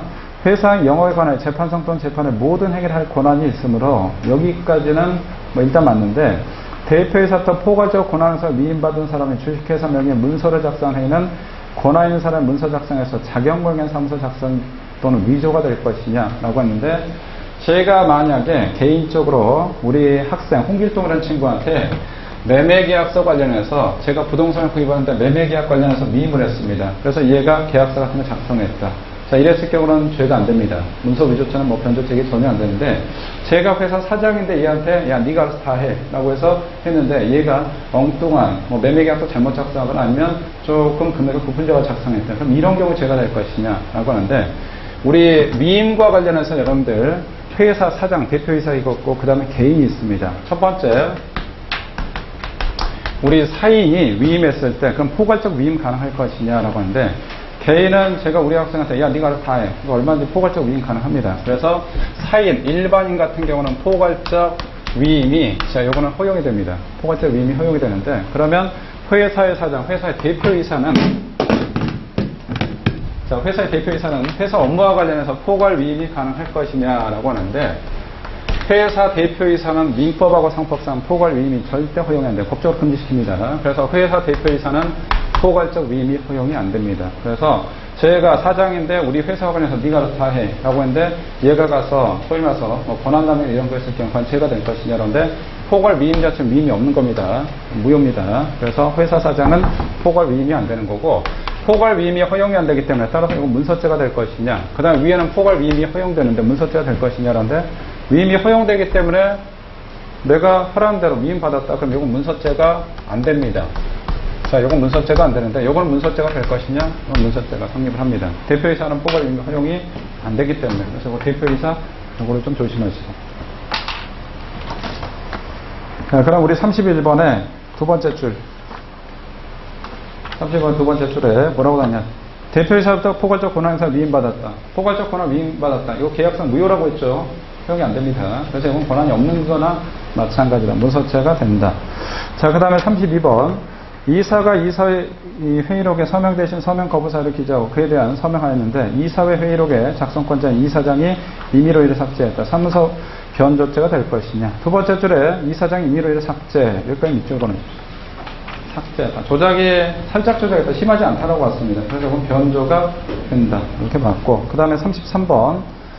자, 허위 공문서 작성자 객체가 되는 문서는 문서상 작성 명인이 명시된 경우뿐만 아니라 작성 명인이 명시되어 있지 않더라도 명의, 문서의 형식, 내용 등의 문서 자체에 의해 누가 작성된지 추지할 수 있는 정도의 것이면 된다. 추지는 추정하다 할 때 추자입니다. 이건 알지자, 한자는 알지자고 추정하여 아는 걸 추지라고 합니다. 쉽게 말해서 추정할 수 있을 정도 이렇게 뭐 기억하시면 됩니다. 꼭 학자도 우리가 안 쓰는 용어, 희한한 용어 넣습니다. 추지 뭐 추지연이야? 추자연이야? 추정하여 안다. 이렇게 기억하시면 되고 추정할 수 있을 정도면 된다. 자, 그 다음에 34번. 피고인의 대표이사로 해임하는 주주총회 결의를 취소하는 판결이 확정된 이상 피고인의 대표이사 자격 소급화의 효력을 조금 잘못 나왔는데 소급화의 효력을 상실이 아니고 회복이라고 정정해 두시고 소급화의 효력을 회복함으로 소급화의 효력을 회복함으로 피고인의 자신의 대표이사를 표시한 변경 등기 신청 작성에 제출한 행위는 죄가 될 것이냐고 하는데 소급화의 효력을 회복함으로 그래서 이건 죄가 안 된다 라고 나왔는데 자, 요거 사안을 조금 바꿔서 먼저 설명을 드리고 요판을 볼게요. 제가 경찰관인데 강남경찰서에서 근무합니다. 강남경찰서에서 지구대 1팀장으로 근무하는데 버닝썬에서 뇌물을 안 먹었는데 이게 기자가 SBS 기자가 김조욱이 강남경찰서 어디 지구대 1팀장 김모모 경찰관이 뇌물 상습적으로 뇌물 먹었습니다. 이게 보도를 했습니다. 그랬더니 강남경찰서에서 확인도 안 하고 바로 그냥 저를 파면시켜버렸습니다. 제가 억울합니다. 제가 1심에 소송 거는데 1심에 졌습니다. 이 뇌물 먹은 거 맞다라고 해서 파면 정당하다. 그 다음에 2심 갔는데 2심에서도 맞다라고 했습니다. 3심 갔더니 대법원에서 뒤집어져가지고 아니다. 얘 뇌물 먹은 거 아니다라고 해서 3심에서 무죄 판결 나가지고 제가 복직을 했습니다. 근데 소송하는 과정이 한 2년 정도 됐습니다. 2년. 제가 이렇게 했을 경우에 그럼 제가 만약에 2017년도에 파면되고 2019년도에 최종 무죄 판결 나서 복직했다. 그러면 이 2년 동안 저는 경찰 공무원의 신분이 회복이 됩니까 안 됩니까? 대법원에서 최종 무죄 판결 나거든요. 공무원 신분이 회복돼야 안 돼. 만약에 2017년도에 제가 파면됐다. 그래서 19년도에 제가 무죄 판결 나서 회복이 됐다 그러면 2년 동안 이 공무원 신분 회복이 됩니까 안 됩니까? 당연히 되지. 그럼 만약 월급 안 줬다 그럼 이거 소급해서 월급을 줘야 되죠. 저는 경찰 공무원의 신분이 유지가 되는 겁니다. 마찬가지로 제가 17년도에 삼성제약 사장 이게 주주에서 반대파들이 야 김종국 몰아내자 라고 해서 자 요걸 어떻게 해임시켜버립니다. 야 이건 억울하다. 내가 해임 사유가 아닌데. 그래서 제가 소송 걸어가지고 1심에서 해임 맞다. 2심에서 해임 맞다. 3심에서 아니다. 이거 해임 잘못됐다라서 해임을 어떻게 했냐. 요걸 갖다가 취소시켜버립니다. 취소시켜버리면 저는 어떻게 되냐. 17년도부터 저는 적법하게 삼성제약 사장의 권한이 있습니다. 그러면 이 기간 동안 제가 문서 작성했다. 그럼 권한이 있기 때문에 이건 죄가 안 됩니다. 자, 그러면 이 질문 다시 보실까요? 자, 첫 번째 줄에 피고인을 대표이사로 해임하는 주주총회 결의를 취소하는 판결이 확정됐다. 제가 저 판사는 이겼다. 우리 아까 해임에서 무죄 판결이 났다. 뭐 이렇게 보시면 됩니다. 피고인의 대표이사장의 소급화의 효력을 회복함으로 피고인의 자신의 대표이사 표시에 변경 등기 신청서 작성을 제출한 행위는 자격모형사무소 작성죄가 될 것이냐. 이거는 문서죄가 안 된다. 그 얘기입니다. 무죄가 된다. 자, 그 다음 35번. 주식의 소유가 실적으로 분산되어 있는 주식회사에서 총 주식의 대다수를 소유한 지배주주 1인이 실제 소집 절차와 결의 절차를 거치지 아니한 채 주주총회 결의가 있었던 것처럼 의사록을 허위로 작성해서 공정성 분부일죄 될 것이냐. 지문이 보니까 전체적으로 조금 구리게 나와 있습니다. 그래서 오케이, 죄가 된다. 이렇게 빼도 되고, 여러분들 회사와 관련해서는 회사 임원의 변경이 있다. 그럼 반드시 등기해야 됩니다. 회사에 어떤 변경사항이 있다. 그럼 반드시 마찬가지로 등기를 해야 됩니다. 근데 요게 허위 신고해가지고 이렇게 했다. 그럼 요거는 공정증서 원본 부실 기재죄가 성립을 합니다. 그대로 쭉 보시면 되고 한 페이지 넘겨주시죠. 자, 그 다음에 52쪽에 36번. 작년에 경관에서 나왔던 질문인데 문제가 조금 어렵습니다. 중요도가 조금 떨어지는데 작년에 경관에 나왔기 때문에 출제 가능성이 요거는 90점, 고도평 방정 충분히 나올 수 있는 질문입니다. 시간 좀 드릴 테니까 문제 한번 풀어볼까요? 기출문제 아마 풀어본 친구도 있을 거고 안 풀어본 친구 있을 텐데 질문이 괜찮습니다.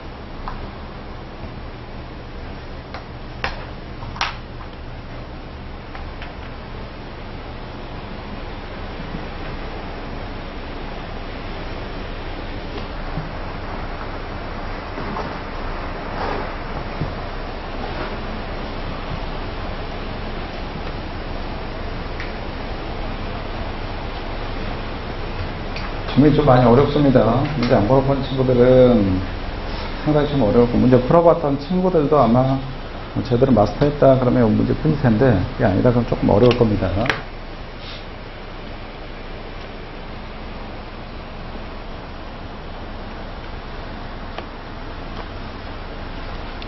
한 친구는 풀었고 한 친구는 아직 풀고 있고 이 친구도 이 친구 다 풀었죠. 자, 이 문제 좀 보겠습니다.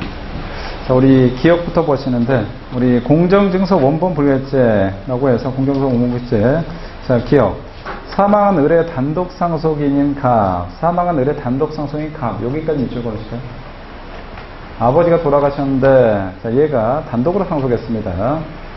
자, 갑이 사망자 명의로 된 아파트에 대한 채권자의 강제 집행 면하기 위해서라고 했는데, 아버지가 사업하다 망해가지고 아버지 부동산에 대해서 채권자, 빚쟁이들이 강제 집행을 하려고 합니다. 그래서 이거를 강제 집행 면하기 위해서 어떻게 했냐. 두 번째 중간에 을이 증여한 사실이 없음에도 불구하고 증여를 원인으로 병명의 소유권 이전 등기를 했다. 자, 제가 요 아버지가 요거와 관련해서 부동산을 병에게 증여한 사실이 없는데 증여를 해가지고 명의를 병명으로 바꿔놨습니다. 만약에 아들인 제 명의로 해놨다 그럼 빚쟁이들이 아버지 재산에서 강제 집행하려고 아버지가 돌아가 있으니까 이 아들내미, 상속권자는 아들내미한테 야, 그거 내놔라고 해서 강제집행이 들어올 수가 있으니까 딴 사람 명의로 빼돌렸습니다. 자, 이 경우에 세 번째 줄에 소유권 이전 등기를 한 경우에 공정서 원본 부여죄 및 동행사자가 성립할 것이냐라고 하는데 우리 공정증서 원본 부실기재죄가 될 것이냐 안 될 것이냐 판단하는 중요한 원인 중에 하나가 뭐가 있냐. 실체적 권리관계에 부합한다 이런 표현이 있습니다. 실체적 권리관계에 부합한다. 조금 내용이 어려운데 실체적 우리 권리관계에 부합한다. 부합이란 건 다른 말로 일체를 우리 부합이라고 합니다. 불일치한 걸 착오라고 실체적 권리관계 부합이라고 했을 때 혹은 다른 말로 뭐라고 하냐 당사자의 의사가 일치다라고 합니다. 당사자 의사 당사자라는 건 등기를 넘기는 거하고 넘겨받은 놈 이 의사를 일치라고 합니다. 당사자 의사가 일치하는 거. 자, 일치는 다른 말로 부합하고 이거 그러니까 결국은 위하고 아래하고 똑같습니다. 좀 어렵게 쓴다 그러면 실체적 권리관계 부합 쉽게 쓴다 그럼 당사자 의사에 일치한다. 그럼 이런 경우에 공정증서 원본 부실 기재죄가 될 것이냐라고 하는데 이때는 안 됩니다. 공원부가 안 되고 무죄가 됩니다. 무죄가 되는데 자, 당사자 의사가 일치한다. 우리 여러분들 부동산 등기한다 그럼 반드시 이 등기가 어떤 출처로 어떤 원인으로 되는지 반드시 기재를 해주게 되어 있습니다. 예를 들어서 제가 홍길동 명의 부동산을 샀다. 매매를 원인으로 했다. 그러면 매매를 원인으로 이전 등기를 해야 됩니다. 만약에 홍길동이 저한테 증여했다. 그럼 증여를 원인으로 이전 등기해야 되고 홍길동이 저한테 상속했다. 그럼 상속 원인 등기에 반드시 출처를 적어줘야 됩니다. 적어줘야 되는데 자, 부동산과 관련해서 예를 들어서 홍길동이 저한테 부동산을 주는데 어떤 형태로 주냐. 실제로는 저한테 증여합니다. 증여를 했다. 그럼 증여세, 상속세나 증여세는 상당히 셉니다. 거의 세금은 거의 50% 이상 때려버립니다. 10억 원짜리 부동산을 저한테 증여했다? 야, 그러면 세금만 해도 한 5억 이상 내야 되니까 이건 문제가 생길 것 같아. 그래서 저하고 홍길동하고 짜고 뭐 하냐? 야, 우리 증여원리를 하지 말고 네가 나한테 파는 것처럼 내가 그냥 사는 것처럼 할게. 사는 거면 세금 얼마 안 냅니다. 자, 그래서 이렇게 실제로는 증여하는데 제가 사는 것처럼 매매를 원유 이전을 깨버립니다. 그럼 이런 경우에 제가 될 것이냐라고 하는데 이런 경우 제가 안 된다라고 합니다. 이런 것들 대표적으로 뭐라고 하냐? 우리 가장매매라고 하는데 가짜로 매매하는 거 죄가 안 된다라고 하는데 자, 그럼 이거 지금 다시 한번 볼게요. 어렵습니다. 판례 중에다 조금 떨어진데 작년 경과에서 나왔기 때문에 뭐 90점, 95점 방정 문제로 좀 충분히 출제될 수 있는 지문이고 자, 다시 보시면 티어 사망한 을의 단독 상속이 자, 아버지가 돌아가셨는데 자, 얘가 갑이 단독으로 상속을 했습니다. 자, 단독으로 상속했다 그러면 제 겁니다. 갑 겁니다. 갑 건데 자, 갑이 사망자 명의된 아파트에 대해 채권자 강제평 면하기 위해 을이 증여한 사실이 없음에도 불구하고 증여를 원인으로 병명에 소유권 이전 등기했다. 자, 아들 내미가 병한테 소유권 이전 등기했습니다. 이전 등기했다 그러면 아들은 일단 뭐 넘길 생각이 있었을 거고 병도 받을 생각이 아마 있었기 때문에 이 부동산 받았을 겁니다. 그래서 요거는 뭘 얘기하는 거냐? 여기다 우리 실체적 권리관계 부합 요 문구는 적어놓을까요? 실체적 권리관계 부합. 우리 세 번째 줄에 병명의 소유권 이전 등기 한격 여기다 실체적 권리관계 부합. 실체적 권리관계 부합한다는 건 다른 말은 뭐냐? 둘의 당사자 의사가 일치한다 그 얘기입니다. 아들내미 그 다음에 받은 평 둘이 생각이 일치하니까 부동산을 이렇게 넘겨받은 겁니다. 자, 이 경우에 공정증서 원본 부여죄가 될 것이냐라고 하는데 자, 이렇게 실체적 권리관계 부합한다고는 당사자 의사가 일치한다? 죄가 안 됩니다. 그래서 무죄가 됩니다. 이렇게 보시고 자, 그 다음 니은 실제로는 채권 채무관계가 존재하지 않는데 허위의 주장 입증으로 확정 판결을 받아 법원의 촉탁에 의한 법원의 촉탁 여기다 키통 잡을까요? 촉탁 이 탁자는 부탁하다 할 탁자 촉은 제초가 될 때 촉자입니다. 촉탁살인자 할 때 촉 법원의 촉탁 법원에서 부탁한다. 법원에서 부탁하는 거 있습니까? 없습니까? 법원은 부탁 안 합니다. 법원은 그냥 시킵니다. 야, 해. 뭐 지급명령 이런 거 법원에 시키는 거지. 말의 완곡 형편의 촉탁이지. 다시 말해서 이건 뭐냐? 법원의 지시에 의한 겁니다. 법원의 지시에 의한 거. 법원의 촉탁에 부실의 등기가 이루어진 경우 공정성 원본 부실죄가 될 것이냐라고 하는데 공정증서 원본 부실기재죄는 반드시 뭐 해야 되냐? 일반인의 신고에 의해서 해야 되지 법원에서 시켜서 하면 이건 공정성 원본 부실죄 성립하지가 않습니다. 그래서 밑에 법원의 촉탁 여기다 뭐라고 적어놓으시냐? 우리 일반인의 신고하는 거 영어에 자 우리 바이라고 하죠. 바이 자 우리 일반인의 신고를 얘기하는데 신고가 없습니다. 그래서 이건 공정성 원본 부실죄 성립하지 않습니다. 법원의 촉탁 기pun이 잡으시고 아 법원에서 하라고 했구나. 하라고 했으니 이게 적법하든 적법하지 않든 당연히 해야 됩니다. 법원에서 하라고 하면 제가 사람 안 죽였는데 법원에서 1심에서 얘 구속시켜버렸습니다. 그럼 저 깜빵 가야 됩니까? 안 가야 됩니까? 난 사람 안 죽였어. 근데 검사가 오거지로 저를 야 김주혁이 사람 죽였대 라고 해서 자 저를 일단 구속시키고 법원에서 영장 받아가지고 그럼 전 깜빵 가야 됩니까? 안 가도 됩니까? 가야 됩니다. 근데 1심에서 유죄 나왔고 2심에서 유죄 나왔고 3심에서 무죄 나왔다. 그럼 저는 그때 집으로 가는 거죠. 풀려나는 거죠. 설령 제가 아니라 하더라도 형사에서 법원에서 하라고 하면 해야 됩니다. 민사도 마찬가지 법원에서 하라고 하면 해야 됩니다. 그래서 법원에서 시켜서 했기 때문에 공정성 원본부에서 성립하지가 않습니다. 자, 그 다음에 디귿. 강제집행 면탈한 목적과 허위채권을 만들어 합동범사 명의의 공정증서 작성. 자, 공정증서 작성 밑줄 그어놓으시고. 이거는 뭐 공정증서 작성이니까 그대로 쭉 보시면 되고 공원부가 성립한다 라고 했고 그 다음 니은. 상업등기부는 공정성 원본에 해당한다. 상업등기부. 자, 여기다 밑줄 그어놓으시고 우리 공정증서 원본 부실기재죄가 성립한 공정서 원본이 돼야 되는데 우리 공정서 원본이냐 아니냐 우리 부동산 관련 서류 두 가지 성격을 좀 기억하십시오. 부동산 관련 서류 두 가지 성격인데 첫 번째 땡땡 등기부가 있습니다. 땡땡 뭐 부동산 등기부, 상업 등기부, 법인 등기부 뭐 이런 것들인데 땡땡 등기부는 무슨 관계를 나타내는 거냐? 권리관계를 나타냅니다. 땡땡 등기부는 자 공정증서 원본 부실기재죄는 권리관계 나타나는데 권리관계 나타내기 때문에 이건 뭐가 되냐? 공정증서 원본에 해당합니다. 공정서 원본. 공정서 원본이 되는 거고 그 다음에 우리 땡땡 대장이 있습니다. 우리 서류와 관련해서 땡땡 대장이다.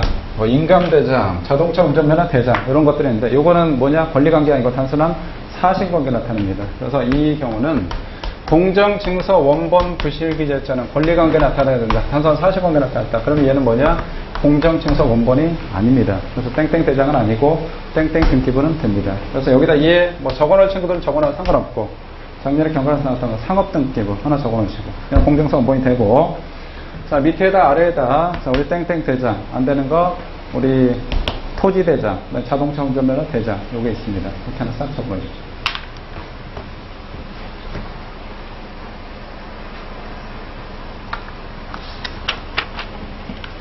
내용이 어렵습니다, 여러분들. 우리 최신 판례 하고, 그 다음 우리 뒤에도 할 게 많아가지고, 여러분들 해줄 말도 많은데, 네, 해줄 말 하면, 일단 수업이 뭐 조금 그럴 것 같고, 그래서 일단 조금 빡시더라도 양해 말씀드리고, 무학생이, 선생님 말 너무 빠른데 이해를 잘 못하겠습니다. 라고 하시는데, 천천히 하는 겁니다. 여러분들, 천천히. 일단은 처음 접하는 친구들은, 저 인간 진짜 말이 정말 따발총인데 도저히 안 들리는데 라고 하는데 말은 빠르지만 발음은 진짜 정확합니다.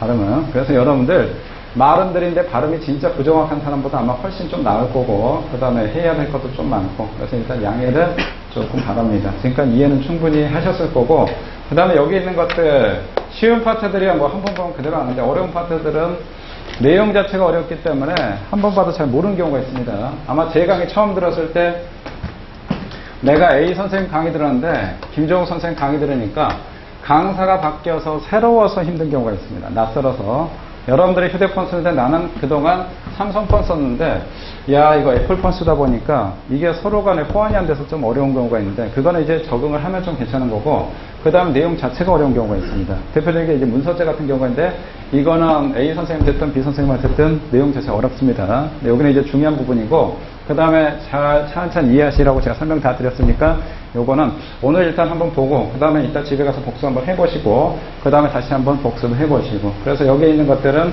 시험장 8월 31일까지 그러니까 공부할 수 있는 시간 여러분 8월 30일까지겠죠. 이때까지 싹 마스터해가지고 여기에 나왔던 거 절대 틀리지 마십시오. 자, 그 다음에 우리 교재 53쪽 보십시오. 자, 성평성에 관한 제 어려운 거 이제 거의 다 끝났습니다. 표현물의 음란 여부를 판단해서 표현물 제작자의 주관적 의도가 아니라 그 사회 평균의 입장에서 그 시대에 건전한 타인통제 객관적이고 기본적으로 판단한다. 객관적으로 판단한다. 우리 형법상 판단 원칙은 객관적으로 판단하는 게 원칙입니다. 주관적으로 판단하는 것은 하나밖에 없습니다. 주관적으로 판단하는 객관적으로 음란? 객관적으로 판단하지. 과실? 객관적으로 판단하지. 기대 가능성? 당연히 객관적으로 판단하지. 주관적으로 판단하는 건 뭐가 딱 하느냐? 우리 총론의 법률을 적어서 사고의 정당한 이유, 요것만 주관적으로 판단합니다. 요것만 이제 행위자 가지고. 그래서 우리 형법상 판단 원칙은 객관적 판단이 원칙이다. 이렇게 가시면 됩니다. 그 다음에 허위와 관련해서 주관적 판단하는 게 또 딱 하나 있습니다. 허위 증언, 위증, 허위 신고, 무고, 허위 공문서 작성, 뭐 이런 것들. 허위도 마찬가지 주관적 판단가 딱 하나. 위증죄에서 허위 증언만 주관적으로 판단합니다. 요건 나머지 외에는 딱 객관적으로 판단합니다. 자, 그 다음에, 우리 또 밑에, 우리 38번, 야, 법원행시에서 나오는데, 문제가 참 좋긴 한데, 겁나 거시기합니다. 자, 음란한 보호 등의 정책 웹페이지에 대한 링크 행위. 자, 링크 행위 밑줄 걸으시고. 링크 행위는 불특정 다수인이 별다른 제한 없이 음란한 보호 등을 바로 접할 수 있는 상태에 실제로 조성되었던 음란한 보호 등을 전시 행위. 전시 밑줄 걸을까요? 전시. 자, 제가 아까 설연하고 설교는 다르다라고 했죠. 그래서 우리 링크 했을 경우에 그럼 공연이 전시가 될 것이냐라고 하는데 자, 링크하고 공연이 전시하고는 글자가 좀 다릅니다. 그래서 설견 당연히 다르다고 보는데 예외적인 것들이 있습니다. 그래서 대표적인 게 얘가 요 예외적인 게 됩니다. 공연이 자, 전시에 해당한다. 요거까지는 뭐 기존에 배웠던 판례니까 아실 텐데 장난을 좀 한 번 더 쳤는데 어떻게 쳤냐? 세 번째 줄 보실까요? 자, 전시행위를 낳고 전기통신기본법 위반죄 방조범이 된다. 원래 이거 전기통신기본법 위반죄 정범이 되는데 밑에 뭐라고 적어놨느냐? 방조범. 조심하십시오. 자, 방조범이 아니고 정범이 된다. 맨 밑에 해설을 보십시오.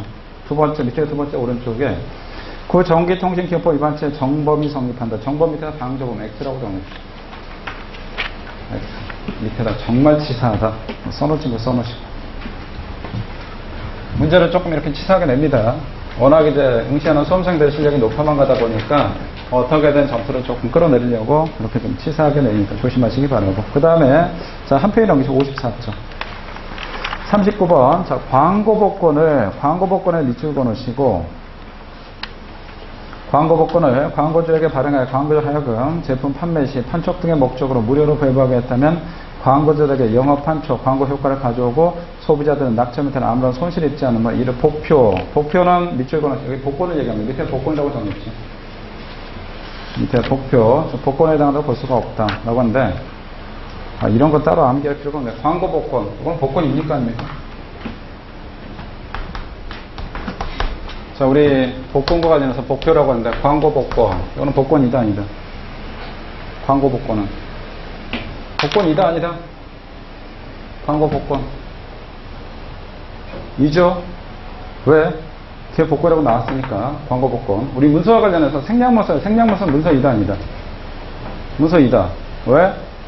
뒤에 문서가 나와 있으니까. 합의 문서는 문서고 고소 문서는 합의 문서 또는 합의서라고 합니다. 또는 합의문이라고 합니다. 합의문은 뒤에 문서가 생략된 거고 합의서는 뒤에 앞에 문자가 생략된 겁니다. 자, 합의문서, 고소문서, 고소문, 문서입니다. 우리 업무방해죄에서 여러분들 대학원의 입학 업무방해죄 2단이다. 업무. 당연히 업무다. 왜? 입학 업무가 나와 있으니까. 광고 복권도 뒤에 복권이 있으니까 당연히 이건 복권이 됩니다. 이런 문제 나오면 정말 좋을 것 같은데 이걸 또 틀리는 친구들이 있어. 이거 사람도 아닙니다. 틀리면 곤란하고. 자, 그 다음에 40번. 자, 제3자 뇌물 공여죄에서 묵시적인 의사표시는 부정한 청탁이 있다고 하기 위해서는 당사자 사이의 청탁의 대상이 되는 직무집행의 내용과 제3자에게 정한 금품이 자, 직무집행에 대한 대가라는 점에 대한 공통의 인식이나 양해가 존재해야 된다. 서로 간에 오케이, 자, 커뮤니케이션, 주고받는 사인이 있어야 된다. 그 얘기입니다. 우리가 승진해서 나왔고 밑에 기타 판단 본령 없습니다. 한 페이지 넘기시고 그 다음에 41번 피고는 평소 집에서 심한 고성과 욕설, 시끄러운 음악, 소리 등으로 이웃 주민들로부터 수배에 걸쳐 112 신고를 받았던 사람인데 피고의 집이 소란스럽던 112 신고를 받고 출동한 경찰관 갑을이 인터폰으로 문을 열어달라고 했어요. 욕설하였고 경찰관들이 피고를 만나기 위해 전기 차단기를 내리자. 일명 우리가 두꺼비집이라고 합니다. 두꺼비집을 내리자. 자, 화가 나 시칼을 들고 나 욕설하면서 경찰관들을 향해 찌르듯이 협박하면서 가불에 112 신고물 처리에 관한 직무집행 방해죄, 특수공무집행 방해죄가 성립할 것입니다. 이 판례는 참 대단한 판례입니다. 야, 경찰이 이거 안 나온다고 두꺼비집 내렸다. 대단한 생각. 원래 총선을 안 합니다. 잘못했다 이거 불법한 공무가 되니까. 근데 법원은 일단 경찰권을 좀 들어줬습니다. 그래서 이거는 적법한 공무다. 공무집행 방해죄가 된다. 이렇게 봤습니다. 나중에 여러분들 이 판례 있구나. 얘가 소위 말해서 가정폭력 사건이 있는데 신고 들어갖고 갔습니다. 김종욱 씨, 그러니까 누구십니까? 경찰인데요. 여기 부부싸움 별거 아니에요. 그냥 가십시오. 라고. 그래도 여기 확인해. 그냥 가십시오. 문 안 열려줍니다. 그럼 이거 참 골아픈데 가정폭력 사건 잘못하고 그냥 갔다. 내 부부싸움 나가지고 나중에 칼부림 나가지고 와이프가 죽었다. 그럼 여러분이 현장 갔던 이 직원들 중징계 먹습니다. 근데 이 판례가 있구나. 좋은 방법이다. 부부싸움 보통 밤에 하죠. 밤에 부부싸움 났다. 문 안 열어준다. 그러면 여러분들 밑에 경비실 가서 두꺼비집 어떻게 됩니까? 그냥 딱 내려버리십시오. 내려보시면 열받으니까 문 따고 나오겠죠. 현장 확인하시면 됩니다. 별거 아니구나. 그냥 가고. 위험하네? 그러면 일단 거기서 조치를 하셔야 됩니다. 조치를. 자, 요 판례 괜찮은 판례입니다. 자, 그 다음에 41번. 피의자 등이 적극적으로 허위의 증거를 조작하여 제출하고 그 증거 조작의 결과 수사기관이 진행한 나름대로 충실한 수사. 여기다 체크한 잡으시고.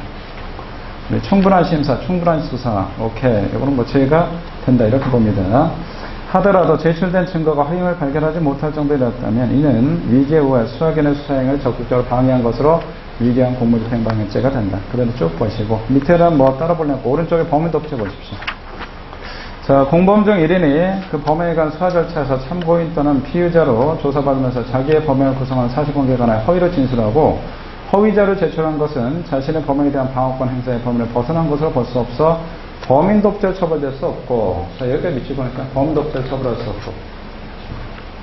여기다 뭐라고 적어놓자? 정범이 무죄. 이렇게 적어놓자. 정범이 무죄. 처벌할 수 없고. 자, 이때 공범의 이러한 행위를 교사했다. 범독 교사죄가 되지 않는다. 라고 하는데, 판례가 뭐 많이 중요한 건 아닌데, 중요한 논점이 하나 있습니다. 판례 자체가 되는 건 아니고, 우리 총론에서 공범 일명 종속성설이란 문구가 있습니다. 총론의 공범 종속성설. 자, 공범 종속성설 어떤 것들일 것이냐라고 하는데, 자, 우리 정범이 죄가 안 되면 됩니다. 자, 정범이 무죄가 됐을 경우에 그러면 얘는 교사나 방조가 성립할 것이냐라고 하는데, 정범이 무죄가 되면 교사나 방조가 성립할 수가 있다 없다? 성립할 수가 없습니다. 정범이 무죄가 되면 공범. 여기서의 공범은 우리가 통상적으로 말하는 교사나 방조를 얘기합니다. 넓은 의미 공동정부까지 포함하는 건 아니고, 자, 공범은 요거와 관련해서 성립할 수가 없습니다. 정범이 무죄다. 그럼 공범은 성립할 수가 없다. 여기서의 공범은 뭐 적으셔도 되고, 교사범, 종범 이렇게 하셔도 되고, 자, 정범이 무죄다. 그러면 오케이, 공범은 성립은 안 된다. 이렇게 기억하시면 됩니다. 공범 종속성서라고 하는데, 자, 일단은 정범이 무죄다. 그러면 공범, 교사나 방조가 성립할 수 없다. 쉽게 말해서 뭘 얘기하는 거냐? 우리 영화나 드라마에서 출연료라고 생각하시면 됩니다. 정범은 주인공을 얘기하고 교사나 방조는 단역배우 이렇게 생각하시면 되는데, 주인공의 출연료가 빵원이를 줄 수가 없대. 그러면 당연히 단역배우도 출연료를 줄 수가 없습니다. 주인공보다 단역배우가 출연료가 많으면 통상적으로 안 됩니다. 예를 들어서 제가 제 친구 녀석이 영화 감독인데 저보고 야 영화 출연 좀 해줄래? 배역이 뭔데? 너 있잖아 단역배우야. 뭔데? 지나가는 행인 10. 1도 아니고 10이야? 대사가 얼마나 돼? 대사가 없고 그냥 넌 잘 지나가면 돼. 그 다음에 얼마 나와? 한 2초 3초 나올 수도 있고 통편집 때까지 안 나올 수도 있고. 야 근데 출연료 얼마 줄까? 당연히 너 네 친구니까 10억 주지. 그럼 좋아. 통편집 때도 상관없어. 줄 거지? 오케이 약속했습니다. 자 그리고 10억 받기로 했는데 야 근데 영화 주인공 누가 나와? 당연히 하정우가 나오지. 하정우? 야 괜찮겠는데 대배우가 나오는데 야 출연료 얼만데? 하정우 출연료? 지금 한 1,000만 원 정도 생각해. 1,000만 원. 그럼 이 하정우 씨가 이 영화 출연할 거냐? 안 합니다. 아무리 뭐 어쩌고저쩌고 하더라도 기본적으로 단역배우인 저한테 10억 원 주는데 하정우 씨 대배우한테 1,000만 원 준다? 안 합니다. 그래서 일단은 정범이 무죄가 된다. 그럼 정범보다 출연료가 얘가 많으면 안 됩니다. 이게 이제 기본적 원칙이 있는데, 자, 이 질문 다시 한번 보십시오. 자, 요거와 관련해서 뭐라고 그랬냐? 우리 사실관계를 한번 쭉 보면, 자, 갑이란 놈이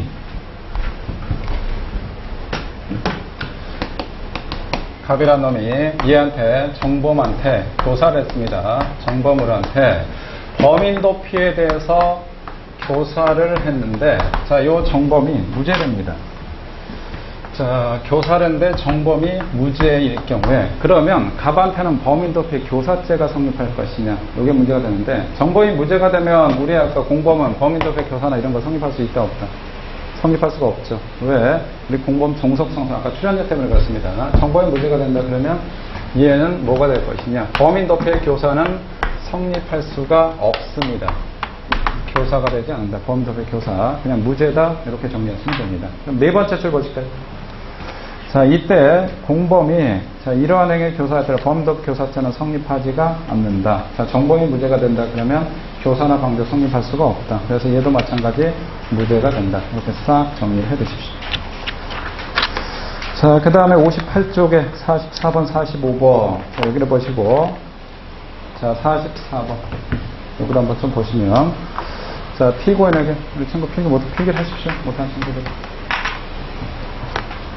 자, 우리 43번 보시면, 피고인에 있어서, 무고죄에 있어서 형의 필요적 감면사인 형법 153조 재판이 확정되기 전에는 피고인의 고소사건 수사 결과 피고인의 무고 혐의가 밝혀져 피고인에 대한 공소가 제기되고 피고소인에 대해 부수결정이 내려져 재판 절차 개시되지 않은 경우도 포함이 될 것이냐, 포함이 된다. 그래서 그냥 쭉 보시면 될 것 같고, 45번은 요거는 최신 판례는 아닙니다. 기존에 나왔던 판례를 다시 입장을 확인하는 판례입니다.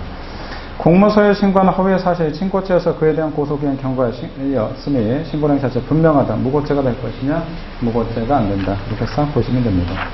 자, 이렇게 하면 일단은 우리 최신 판례를 싹 마무리합니다. 여기 있는 판례들 여러분들 적진 않습니다. 문항수가 적진 않은데 요것들을 시험 때까지 계속 달달달 마무리해가지고 복습해서 여기 있는 것에서 절대 틀리면 안 됩니다.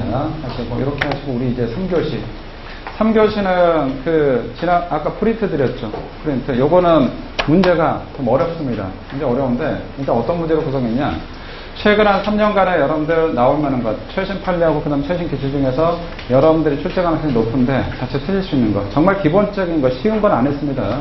여러분들이 쉬운 판례 여러분들 공부하러 이 자리에 오는 건 아니기 때문에, 규정한 시간 내서 오는 건 아니기 때문에 어려운 건데, 문제는 또 어떻게 냈냐, 문제는 그냥 거시기하게 냈습니다. 거시기하게 냈다는 거는 문제 보면 진짜 거지 같아. 질적으로 거지란 게 아니고 양적으로 거지입니다. 질적으로는 정말 좋습니다. 거지 같지는 않은데 거의 개수형 박스 문제. 우리 시험에서 개수형 박스가 안 나오는데 거의 개수형 박스 문제. 혹은 다음 중 옳은 것은 해서 이런 식으로 출제했습니다. 문제를 왜 이렇게 출제했냐? 외형상은 모의고사인데 실질적으로는 문제 자체가 거의 그냥 OX 지문이다라고 생각하시면 됩니다. 그래서 제가 하나하나 디테일하게 지문 다 아십시오라고 해서 그렇게 출제를 했기 때문에 문제 요 푸는 시간은 한 40분 남짓 정도 드릴게요. 모의고사 아니기 때문에 모의고사가 생각하지 마시고 그냥 시간 충분히 넉넉히 가지셔서 문제 쫙 한번 풀어보십시오. 그리고 채점 시간까지 드릴 겁니다. 그리고 나서 요거에 대한 해설 강의를 싹 진행하겠습니다. 자, 우리 10분 정도 쉬는 시간 드리고 그 다음에 우리 3교시는 문제 푸는 시간 좀 갖겠습니다.